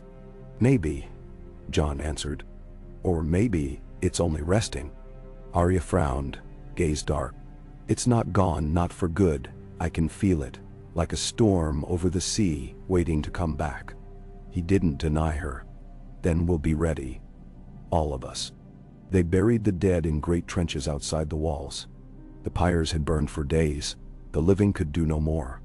Lords and peasants, dead and dead alive, all were laid to rest together. Men of the Reach shared graves with free folk from the north, Dornish knights with ironborn reavers, each body another link in the chain of sacrifice that had held the world together one night longer. Sansa presided over the burials, face pale and hair unbound, her voice carrying over the hush. She read the names of those who could be named, knights and cooks, guards and children. And when she finished, she knelt and pressed her hand into the earth. The survivors did the same, and the act became a prayer. "Let the dead rest. Let us hold the world a while longer." Daenerys lit the final pyre herself. She stood before it in her torn black cloak, the remnants of her braids falling loose about her shoulders, her eyes rimmed with red. She tossed the torch onto the oil-soaked logs, and whispered a word in Valerian. The flames leapt up, catching in the wind, painting her face in gold and scarlet. Some among the crowd wept at the sight. Others averted their eyes, unable to watch another burning, even one meant to honor. Later that night, when the smoke had faded to the merest haze and the city was quiet, Jon found Daenerys standing alone on the ramparts, looking out toward the blasted fields. She did not turn as he approached. "I dreamed of this city for years," she said. "I dreamed of bells and banners, of the people pouring into the streets to greet their queen. I never dreamed it would end like this, that it would end at all." Jon joined her, leaning on the stone. "It hasn't ended, not for you, not for any of us." She shook her head. "The world is broken, Jon. Even if we survived, even if the dead are gone, what's left for them to come back to? Ash and ghosts." He hesitated, reaching for words. "What's left is what we build. Together." She closed her eyes. "I see the children in the camps. They're already growing hard. They look at me like they look at fire, like something to fear or to worship, but not to trust." "Naman?" "They'll learn," Jon said. "If we show them." Her hand found his, cold but steady. "Stay with me," she whispered. "At least for tonight." He nodded, and they stood in silence as the city slumbered below. The day stretched and became weeks. Each morning brought new work, new burdens. Sansa oversaw the rationing of grain, the rebuilding of the shattered aqueducts, the distribution of what medicine remained. She conferred with Sam and Davos, weighing lists of the wounded and the sick, sending men south to forage in what fields had survived the flames. Her council grew by the day: Dorne's survivors, the Vale's knights, the Reach's stubborn few.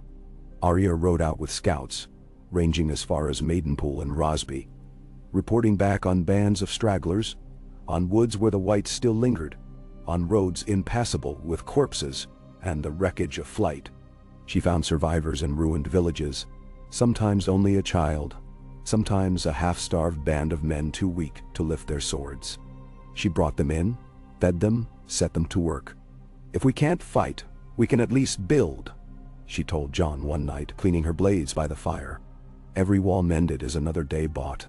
Brienne and Gendry drilled new levees in the courtyards, teaching boys to wield a pike, girls to string a bow, women to tend the wounded and dig trenches. Gendry fashioned arrowheads from melted iron, scavenged from the city's ruins, and Brienne taught them to fight in pairs, no longer for honor, but for survival.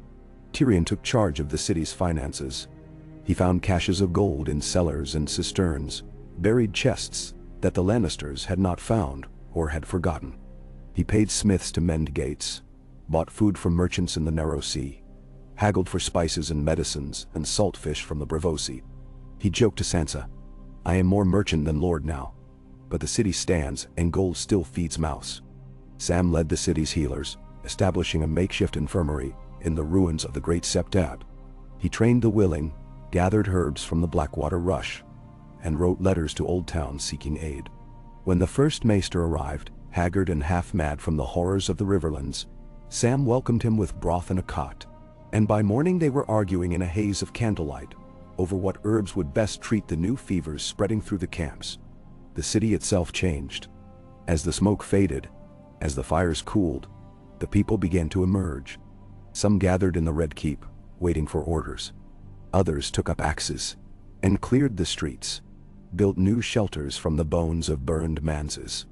The Septons and Septis organized prayers for the dead, and a new faith flickered in the streets. Neither the old gods nor the new, but a hybrid prayer, for peace, for warmth, for the end of winter. It was slow, and there were setbacks. Bands of desperate men still tried to seize food by force. Old enmities lingered, erupting into brawls over a heel of bread or a cup of water. Some refugees vanished into the alleys, never seen again. Winter's chill persisted, and more than one child died in the night, huddled close to a mother's breast. But each morning, more survived than not. Each night, the city held. News from the world beyond trickled in. Messengers from the Eyrie and Old Town, Tyroshi traders who had sailed the straits and glimpsed only ruins along the coast. Gulls brought word from the Iron Islands, Pike had survived the seas too wild for the dead to cross. From Sunspear came a letter sealed with Martell orange. Dorne had lost half its strength, but its cities held. Across the narrow sea, the free cities had begun to rebuild. In the Reach, fires still burned, but at Highgarden, Lady Olenna's distant kin were planting the first wheat of spring. No word came from the far north. No ravens flew from the shadow of the wall, and none dared travel beyond the fields now claimed by ghosts. Winterfell was silent. A wound Jon could not touch, not even in dreams, but the realm was not dead. In time, it began to murmur, to question. Who would rule, now that the Queen in the Red Keep was gone, now that the North had fallen, now that the last of the old kings had passed into legend or fire? They convened the Great Council on the first clear morning after the thaw. The lords and ladies, the survivors and the weary, all gathered in the hall of 1,000 columns, its stones scarred by fire but still standing. Sansa presided, hair braided with black ribbon for mourning, her cloak the gray of snow and the red of flame. Beside her stood Jon, his sword at his side, Daenerys at his left, Arya and Brienne at their backs. Tyrion opened the council with a bow. The city stands, if only barely. The dead are gone, but the living must choose what comes next. Who will lead? How will we rebuild? The room erupted into debate. Some called for the old houses to be restored. The Tyrells, the Martells, the Baratheons. Others called for Daenerys, their savior, breaker of chains. A few, mostly those with gold still to their names, whispered of restoring the Lannisters. Sansa stood, and the room fell silent. The world we knew is gone. The war has broken every house, every line, every oath. It is not blood or banners that will save us now, but what we make together. We must choose a ruler not for birth, but for what they have done, for the life they have given, for the hope they have kept. All eyes turned to Jon. He looked at Daenerys, at Sansa, at Arya, at the crowd of tired, battered survivors. I did not want a crown. I do not want it now. I have seen what power costs. I would follow a better ruler, if one could be found. His voice softened. But I will not run from what needs doing. Daenerys stepped forward. She spoke softly, her words carrying to every corner. I came to Westeros to claim my birthright, to break the wheel. I have seen that power is not a right, but a burden. I will rule if you ask me to. But I will do so as your queen, not as a conqueror, but as one of you. Nay. A pause, heavy as a grave. Then Gendry stepped out, his voice clear. We lived because you stood against the dark. You led us. I would follow you, as king and queen. If you will rule together. Others echoed him. Brienne, Davos, Arya. Sansa's gaze lingered on Daenerys, then on Jon, and she nodded. Together. One by one the voices joined, a chorus building in the ruined hall. Together, together, together. Jon took Daenerys' hand, and in that moment, the city breathed easier. So began the rule of the king and queen of the new dawn. The realm, broken but not dead, began to knit itself together in their names. They rebuilt King's Landing street by street, house by house. The city swelled with new blood, Northmen and Dornish, free folk and Reachmen, those who had fled and those who had never left.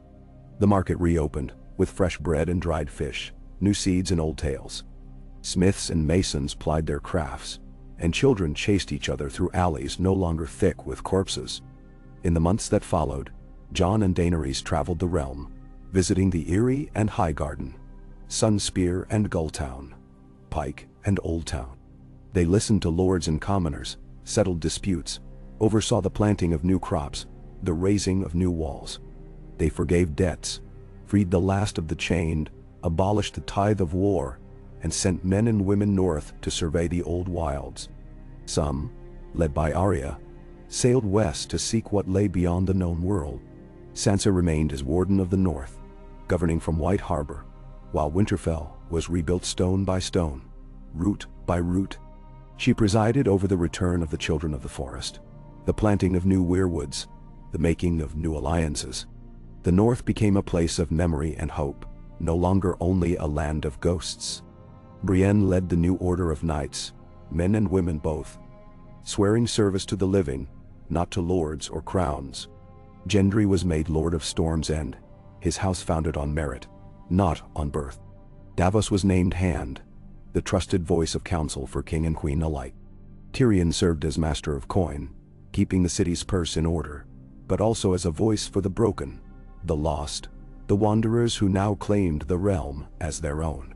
Sam was made Grand Maester, overseeing the healing of the realm, the training of new healers, the gathering of lore that might help them if the dark should ever rise again.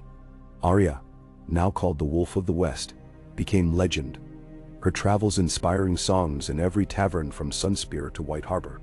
And the realm endured. Years passed. The scars of the long night faded, replaced by new life. Fields green and wild, orchards blossoming where bones had once rotted. The city swelled with laughter and song, with children who had never known war, with markets alive with color and sound. But the memory of what had been was never lost. Each year, on the night of the last battle, the bells of King's Landing tolled, not in warning, but in remembrance. The people gathered in the fields beyond the city, lighting lanterns and floating them on the black water. They sang the old songs and the new. Jon and Daenerys walked among them, their hands joined, their faces lined now with years, but their eyes still fierce, still bright with hope. Sansa and Arya came from the north, Gendry from the Stormlands, Brienne from her new order. The survivors gathered, their numbers grown, their voices strong, and somewhere, beneath the roots of the new weirwood, a heartbeat pulsed in the earth. Warmth where once there had been only cold. The story was not over. For as long as the living remembered, as long as they stood together, the night would never return. And so, in a city built anew on the bones of its own sorrow, the dawn rose, red and gold and bright, over a realm that had learned, at last, to hope. The first spring after the breaking of the dead was a season of unease and awakening. In the streets of King's Landing, wildflowers rooted between shattered paving stones, and the sound of hammers replaced the silence of ghosts. Children too young to remember the old world grew quick and hungry in the new, learning their alphabets beside the city's open cisterns, darting between wagons piled high with rubble and green shoots. Food was sparse, but the city's wells ran clean, and as days stretched warmer, the air carried not only the stench of ash, but the perfume of hope. Jon Snow rose before dawn most days, drifting like a shadow along the riverbank, boots crusted in dew, cloak patched at the elbows and hem. Ghost trailed behind, scars healed the pink ridges beneath new fur, eyes bright and alert for the first time since the last snows. Jon's own sleep was ragged. The memory of the night King lingered, vivid as a brand pressed to the soul. But in the early light, he found solace among the reeds and wagtails, the fishermen grumbling in low Valyrian, the barges slipping upstream heavy with salt fish and barley meal. He would return, boots muddied, to the old solar in Maegor's Holdfast, where Daenerys studied council ledgers, and Sansa oversaw new laws with the measured patience of a winter raven counting seeds. Daenerys ruled, but with a lighter hand than any expected. She met daily with the small folk, sometimes in the yards, sometimes in the crowded street markets, where the poorest gathered to barter buttons, herbs or scraps of wood. They called her the Queen of Ashes in whispers, but as the days grew gentle and her temper faded, the name softened. The Queen of Dawn, the Breaker of Winter, the mother returned. She smiled more, but there was always a sorrow in her eyes, a shadow that never lifted entirely. For Drogon and Rhaegal, for all the children lost in flame. One morning, Jon entered the council chamber as the first light spilled through the high windows. Daenerys sat at the table's head, her hair unbound, fingers drumming against a sheaf of letters. Sansa stood beside her, reading a list of complaints from the harbor's guildsmen. Tyrion, sipping watered wine, nodded along as if he were still the master of some great game rather than the city's master of ledgers and tax. Gendry arrived with a blacksmith's apron still tied about his waist, carrying sketches for new plows and harrows meant for the farmlands beyond the burned fields. Davos limped in, his old sea cloak flapping at the knees, ready with news from the narrow sea. "The Bravosea traders have docked," Davos said, gruff Davos. "They bring grain and onions, enough to see us through midsummer if rationed tight." "Onions," Tyrion mused, "a fitting feast for our city's rebirth. I'll have a monument carved." Dany only half smiled, but Sansa was quick. "Let the people eat before we carve statues, Tyrion." Davos leaned closer. "There's more. The Bravosea have word from Old Town. The Archmaesters have sent 12 new maesters north, bringing fresh glass candles and treatises on healing. And from Gulltown, Lord Grafton rides with 200 men, offering stone and timber. The north sends timber as well. White Harbor's forests are opening at last." Nenmanpo. Jon watched the others absorb this. A year ago, such tidings would have seemed impossibly small. Now they meant survival. "Are there threats?" Daenerys asked. Davos' brow furrowed. "Pirates in the Stepstones as always. The Ironborn keep to their rocks. Yara rules with a close fist. But she keeps to the realm. Further east, the Dothraki return to the Grass Sea. Across the sea, Volantis eyes. Lys and Murai's Tyrosh, but none dare cross west. There are rumors of sellswords, but no armies, and no ships bearing the sigil of the dead. Then there were already 9. They moved on to smaller business." Arya's latest dispatch from the far north. No sign of the White Walkers, but in the haunted forest, a clutch of children had been sighted at dusk. Eyes bright as embers, voices echoing with laughter. In Dorne, the Martells held Sunspear and opened the water gardens to the lost children of the wars. In Highgarden, fields had been planted anew, and the old Tyrells, now opened as granaries, promised the promise of summer. Sansa closed the meeting with a new law, a grant of seed and a plot of land for every family left orphaned by the dead. "Let the realm's bones feed the future," she said. Jon smiled at that, but quietly. Each good deed reminded him of the price. That afternoon, Jon walked with Daenerys through the gardens that once ringed the sept. Many beds were still only black earth, but here and there, crocuses and hellebores poked green tips through the mulch. A new statue had been raised where the sept of Baelor had stood, a stone tree entwined with a dragon, its branches carved with the names of those lost.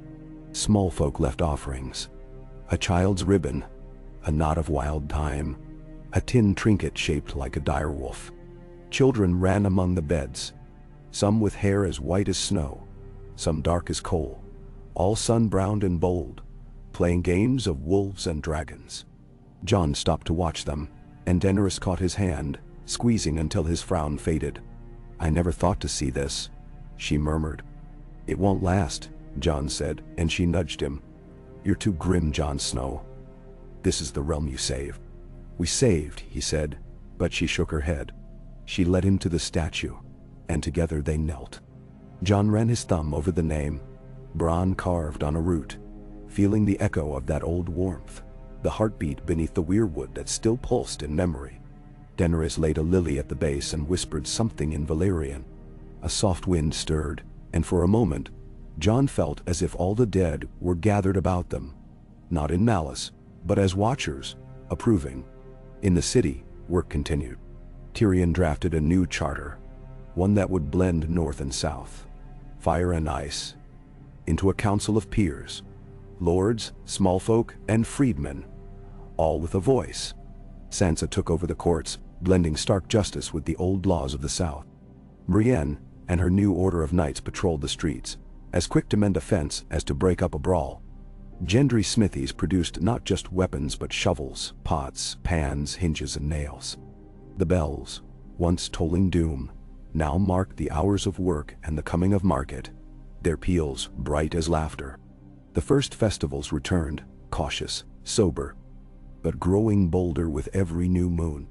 On the day of the spring thaw, the city's bakers lined the market square with loaves shaped like suns, dragons, and wolves. Daenerys led the first dance, Jon blushing at her side.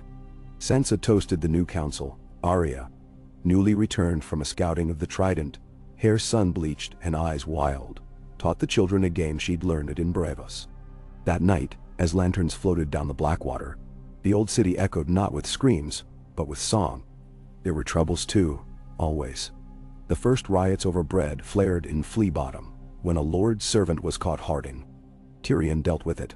The bread confiscated, the servant exiled, and the lord made to serve a month on the city's grain wagons. Twice, a gang of old gold cloaks tried to seize the granaries. Brienne's knights routed them, and Gendry smelted their swords for plows. Further afield, there were rumors of unrest. A would-be king rose in the Riverlands, styling himself the last Tully, but his followers melted away when faced with the united banners of North and South. In the west, the remains of House Lannister squabbled over gold and land, but no army could be raised. Too many had died, and those that survived wanted only peace. In the north, the wildlings rebuilt, ranging south to trade, bringing tales of quiet woods and green valleys left empty by the wars. Some nights, Jon stood atop the battlements, looking north, eyes haunted by dreams of snow and shadow. He felt the old pull, the call of cold and solitude, the need to see the bones of Winterfell for himself. Daenerys sensed this and never pressed. But one morning, as the first green leaves unfurled along the city's walls, she came to him with a plan. "You need to see the north," she said, hands folded. "You need to see your home." Jon shook his head. "Winterfell is ashes. There's nothing for me there." "There's always something for you there, Jon Snow. Your ghosts, your memories, your people. Go to them, and bring back what news you find." "Now." So Jon set out, with Ghost, Arya, and a handful of guards, Sansa promising to ride for White Harbor and meet them on the King's Road. Davos and Brienne remained behind, to keep order in the city, and Daenerys kissed Jon farewell at the gate, her eyes bright as moonstone. The journey north was a pilgrimage of pain and wonder. The lands beyond the Trident were still scarred. In every village, people crowded around Jon's company. Some to ask for bread or justice, some only to see the White Wolf. The Riverlands had begun to bloom again, orchards and wheat fields rippling green, where only a year before armies had marched and burned. Arya rode ahead, sometimes vanishing for days, only to return with word of wildlings on the road, or a band of free folk mending a bridge in exchange for seed. In Moat Cailin the ruins still smoldered, but a new wall of timber rose where stone had fallen, built by a band of Ironborn and free riders who called themselves the Watchers of the Neck. Jon met with their leader, a woman named Vala, who'd lost a child at Winterfell, and now claimed no lord but the realm itself. "We're done with kings and banners," she said. "We want peace. If you give us that, we'll hold the neck for you until the world ends again." Arya grinned at that. "You may live to regret your oath, Vala of the Neck. But I'd rather have your word than 10 lords' writs." At White Harbor, Sansa greeted them in the shadow of new-built piers, a fleet of small boats docked beneath the banners of Wolf and Trident. The Manderleys had rebuilt quickly, opening their storehouses to any who brought news, grain, or muscle. Sansa led Jon through the city, showing off new gardens where children worked and a vast stone circle in the main square where orphans learned to read and write. "They call it the Heart of Winter," Sansa said, voice soft. "Here, everyone is welcome." Jon smiled. "That's your doing, not mine. It's all our doing. The North remembers, and the North forgives. Sometimes." Finally, Jon, Arya, Sansa, and their retinue rode onto Winterfell. The ruins were half overgrown, black stones wreathed in new ivy. But work crews from the north and the Riverlands toiled at walls and wells, stacking stone, raising timbers, planting weirwood seedlings. The crypts had been cleared, and in the godswood, a single white sapling grew, its trunk smooth as bone, its leaves pink as a child's hand. Jon knelt there, head bowed. He whispered the old words, asking for guidance, for forgiveness, for the blessing of the dead. Sansa and Arya joined him, and together, beneath the bright sky, they felt the pulse of the new heart tree, a rhythm slow and strong, older than pain, deeper than fear. They spent a week in Winterfell, walking the walls, visiting the rebuilt kitchens, sitting with the workmen in the long hall at night to share bread, mead, and stories. Arya told tales of her travels west. Sansa read letters from Daenerys and Brienne. Jon listened and smiled and let the past settle around him, no longer an iron weight, but a mantle. When the time came to leave, Jon lingered in the godswood, touching the sapling's smooth bark. He felt a warmth in his chest.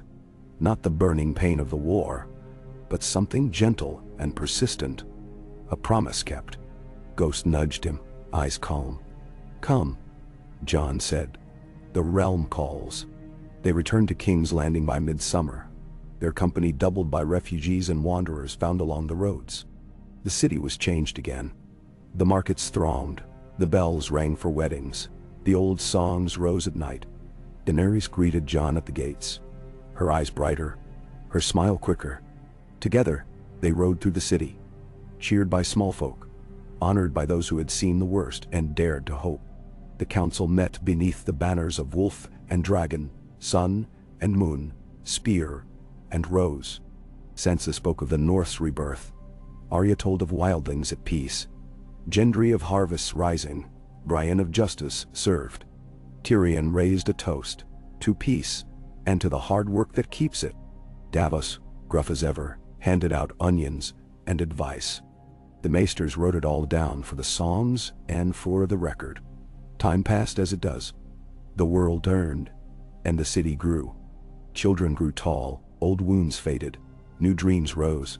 The North and South learned to trust each other, if not always to love. The Dothraki sent envoys from the far grass. The Summer Isles offered ships and trade. The scars of the dead remained. In stories, in dreams, in the bones beneath the city. But the realm endured. Every year, on the longest night, the people gathered in the fields beyond the city. They lit fires and sang, remembering those lost and honoring those who survived. Jon and Daenerys led the procession, Sansa and Arya at their sides, Ghost pacing ahead, Brienne and Gendry with the new knights in tow. And every year, the people knelt at the statue of the tree and the dragon, pressing their palms to the stone, feeling the pulse of a world restored, and prayed that the dawn would last. On the last night of the third year, Jon walked the city's walls alone. Ghost stayed close, ears pricked for sounds that never came. Jon looked north, past the rolling hills and the starlit river, and saw only peace. He thought of all he had lost. His father, his brothers, Ygritte, Daenerys, dragons, the old world. But as the sun crested the horizon, gold and red and white, Jon felt, for the first time, the fullness of the world's turning. Loss, yes, but hope as well, and memory and love. He turned from the battlements, cloak stirring in the dawn breeze, and descended into the city. The bells began to ring, not for war, but for life. The children raced through the streets, the markets opened, the people sang. The dead were gone, but their lesson endured. Stand together or fall alone. And Jon, last of the Starks, first of the new realm, walked forward to meet the day, heart full, ready at last for peace. Summer in Westeros returned fitful, shy and uncertain, but no less miraculous for that.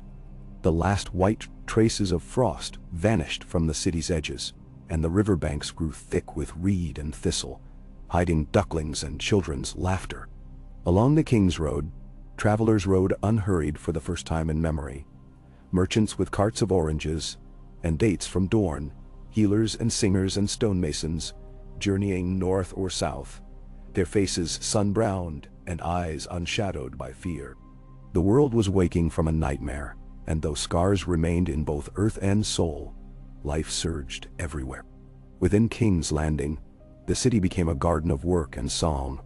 In the dawn hours, before the sun pressed its heat upon the slates, the markets filled with the smell of baking bread, new apples, and the salt tang of the river. The great squares, once sites of riot and burning, now bustled with games, trading, the clack of hammers and laughter. Jon Snow, at first so out of place on the capital streets, learned the roots and rhythms of the city as a farmer learns the moods of his fields. He moved among the people in plain leathers, Ghost never far, and became for many not a king, not a legend, but the surest sign that the world was still turning as it ought. Most mornings, he woke with Daenerys at his side, the faint scent of lilac on the pillow, her silver hair spilling wild in the early light. Their lives, once battered by war, settled into patterns neither had dared imagine. Daenerys governed in the day, sitting at the high table, hearing petitions and granting judgments, with a patience that sometimes surprised even Sansa Dea. Jon walked the city's edges, checking the new granaries or listening at the walls of schools, built from the stones of burned mansions, watching boys and girls learn their letters from old knights and maesters. Sometimes he would help Brienne and Gendry drill the new city watch, women and men, former thieves and orphans now eager for their first shield and badge. At times, he sat with the wounded, men and women missing arms, eyes, dreams, reminding them gently of their place in the living world. One afternoon, as the sky swelled with the scent of coming rain, Jon and Daenerys met on the eastern terrace overlooking the Blackwater. The city spread below them like a child's bright drawing. Below, the bells began their steady song, signaling the start of market. Daenerys leaned against the warm stone, arms folded. "What do you see?" she asked. Jon smiled, shaking his head. "A city that remembers how to sing, not just to survive. That's something I never thought I'd see again." She traced a fingertip over the balustrade. "It is because of you, because of all of you. Sansa, Arya, Davos. The people needed to see you live, to know their story wasn't over." Her eyes flicked north, wistful. "I wish Rhaegal could see this. Or Drogon." Jon touched her arm. "They do. Every time a child flies a kite, or a horse runs free, they're here. Every fire, every breath." He tried to smile. "Besides, the city has enough dragons for now." She laughed, a sound that always surprised him, bright and true. "We shall see." The days moved quickly, marked by the rhythms of peace. The small council, once fractured by suspicion, now hummed with quiet energy and petty squabbles. Gendry arguing for lower taxes on smiths, Tyrion pushing for trade with Volantis, Sam advocating for the rebuilding of libraries and schools. Sansa and Daenerys often presided together, a sight that became a story in itself, a queen and a lady ruling as sisters. One evening, after council, Sansa lingered on the ramparts with Jon. They watched the moon rise, soft and full, over the city's red roofs. "Do you ever miss the north?" Sansa asked. Jon nodded. "Every day. The quiet, the old gods. But this is home now too. Strange, isn't it, to be needed somewhere new?" She rested her head against his shoulder, as she had not done since they were children in Winterfell. "You belong to both, Jon. The north will always be yours, but so is the realm. People need to see that. That peace can belong to anyone, not just those who win wars." He squeezed her hand. "You're the true lady of Winterfell. I was only ever a ghost in those halls." She smiled, wistful. "Perhaps. But even ghosts leave their mark. Even now they remember your name." Below them, the city glimmered with thousands of lanterns, children racing through the squares, the smell of fresh bread rising into the air. Arya returned from the western road with news and laughter. She rode in astride a young silver mare, her hair sun-bleached and wild, clothes patched from a dozen lands. She brought with her a caravan of free folk from beyond the wall. Some stoic and silent, others singing bawdy songs in tongues none but Arya seemed to know. They joined the city's workforce, trading furs and tales for shelter and work. Children gathered about Arya wherever she went, begging for stories of wolves and giants, of strange lands and brave deeds. She told them all, but when the questions became too much, she slipped away, vanishing into the city's alleys until evening. In the council chamber, Arya was quieter, but her presence grounded the others.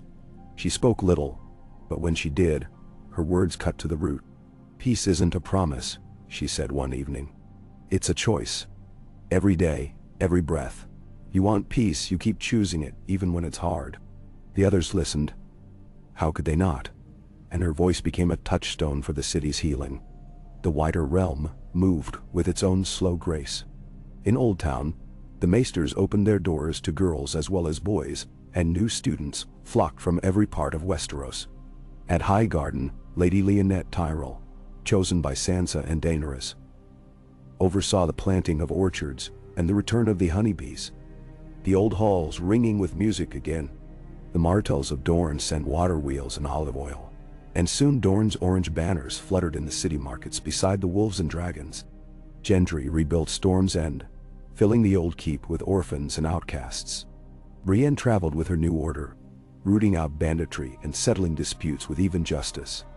Davos captained a fleet that ranged from the Arbor to the Fingers, escorting ships, rescuing refugees, spreading word that peace was more than just the absence of war. Tyrion, grayer, and more wry with each passing month, set up a new system of courts in the capital and the larger cities. Let the people decide their own disputes, he said. They'll squabble, of course, but it's better than lords with axes. He took time each day to sit with orphans in the market square, telling jokes and listening to their complaints, making sure the city's smallest voices were never ignored. That autumn, word came of a new gathering in the north. The White Knife had run strong all summer, and Winterfell's new walls had reached the first ring. Sansa invited Jon, Daenerys, Arya, and the council north for a feast in the half-restored Great Hall. The journey became a pilgrimage. The council, their families, knights and squires, the small folk who had helped rebuild the city.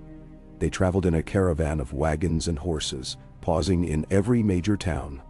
Everywhere they stopped, people came out to greet them, cheering, singing, offering gifts.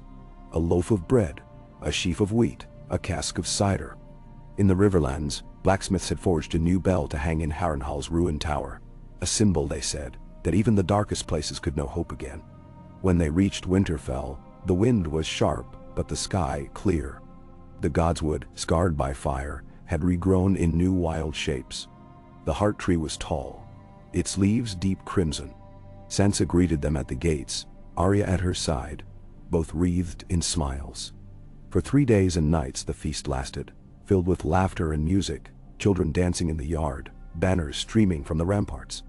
In the evenings, the council met around the long hearth, planning new roads, new granaries, new schools and shrines. On the last night, Jon walked alone into the godswood. The moon silvered the frost, and the air smelled of pine and memory. He knelt at the foot of the heart tree, Ghost beside him, and pressed his palm to the smooth white bark.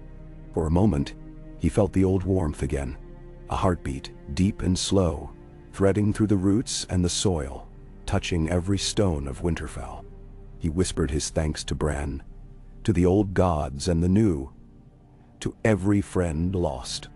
When he stood, he found Arya watching him from the shadows. "Do you think it's over?" she asked, her voice soft as the wind. He shook his head. "It never ends, but it changes, and we're here to see it." She grinned, fierce and proud. "Good.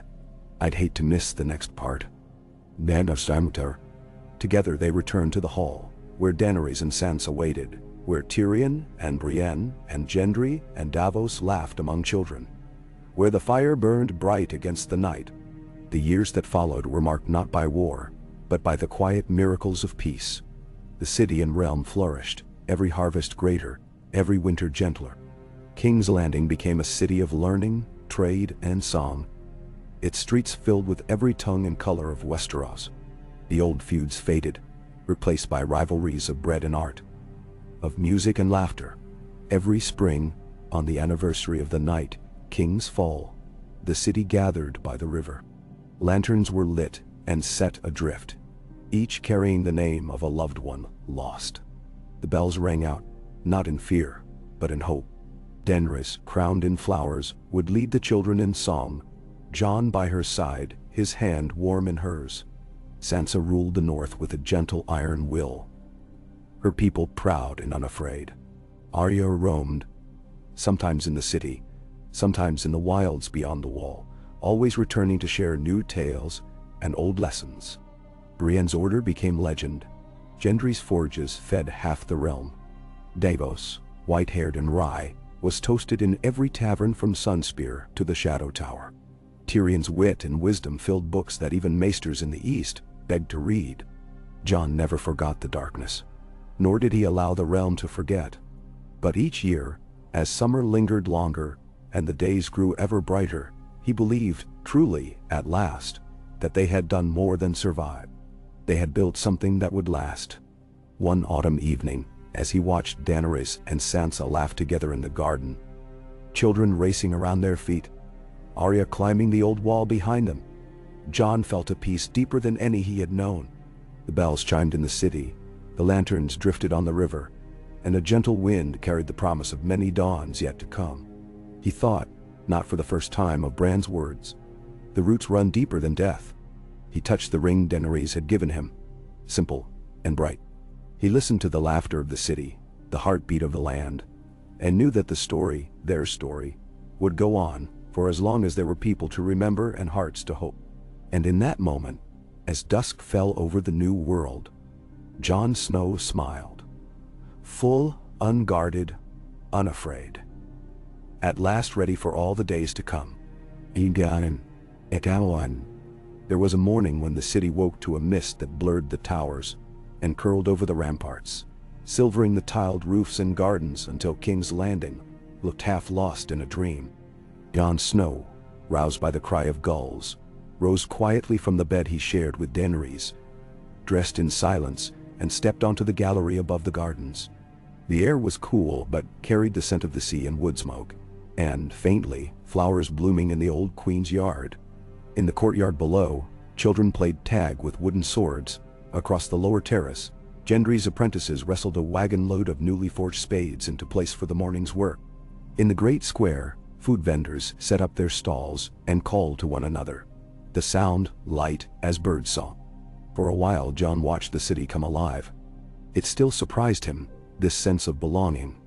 Not the anxious obligation he'd carried during the war, but the steady, everyday peace of knowing he was needed but not worshipped, respected but not feared.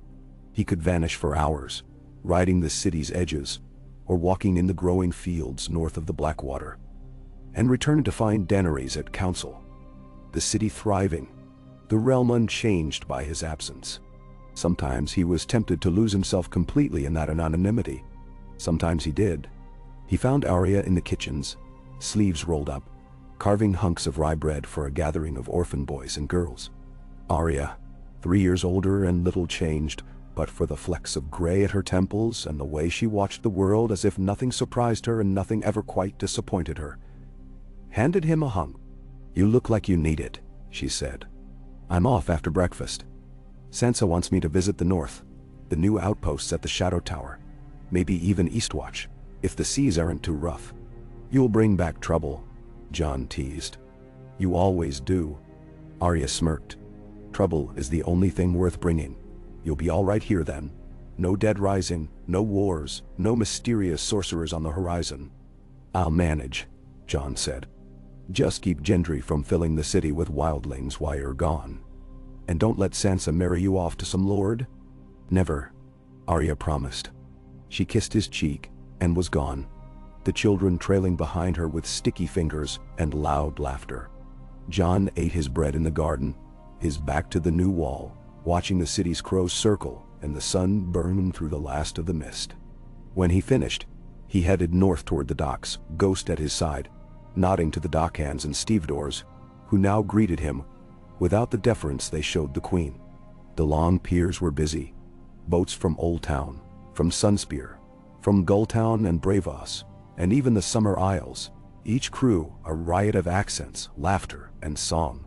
At the end of the main wharf, Davos stood conferring with 3 captains. The old knight's hair was white now, his face deeply lined, but he moved with an easy authority. When he saw Jon, he waved the captains off and joined him, walking slowly back along the water. "They want permission to run their own routes up the Mander," Davos said. "Too many tolls, they say.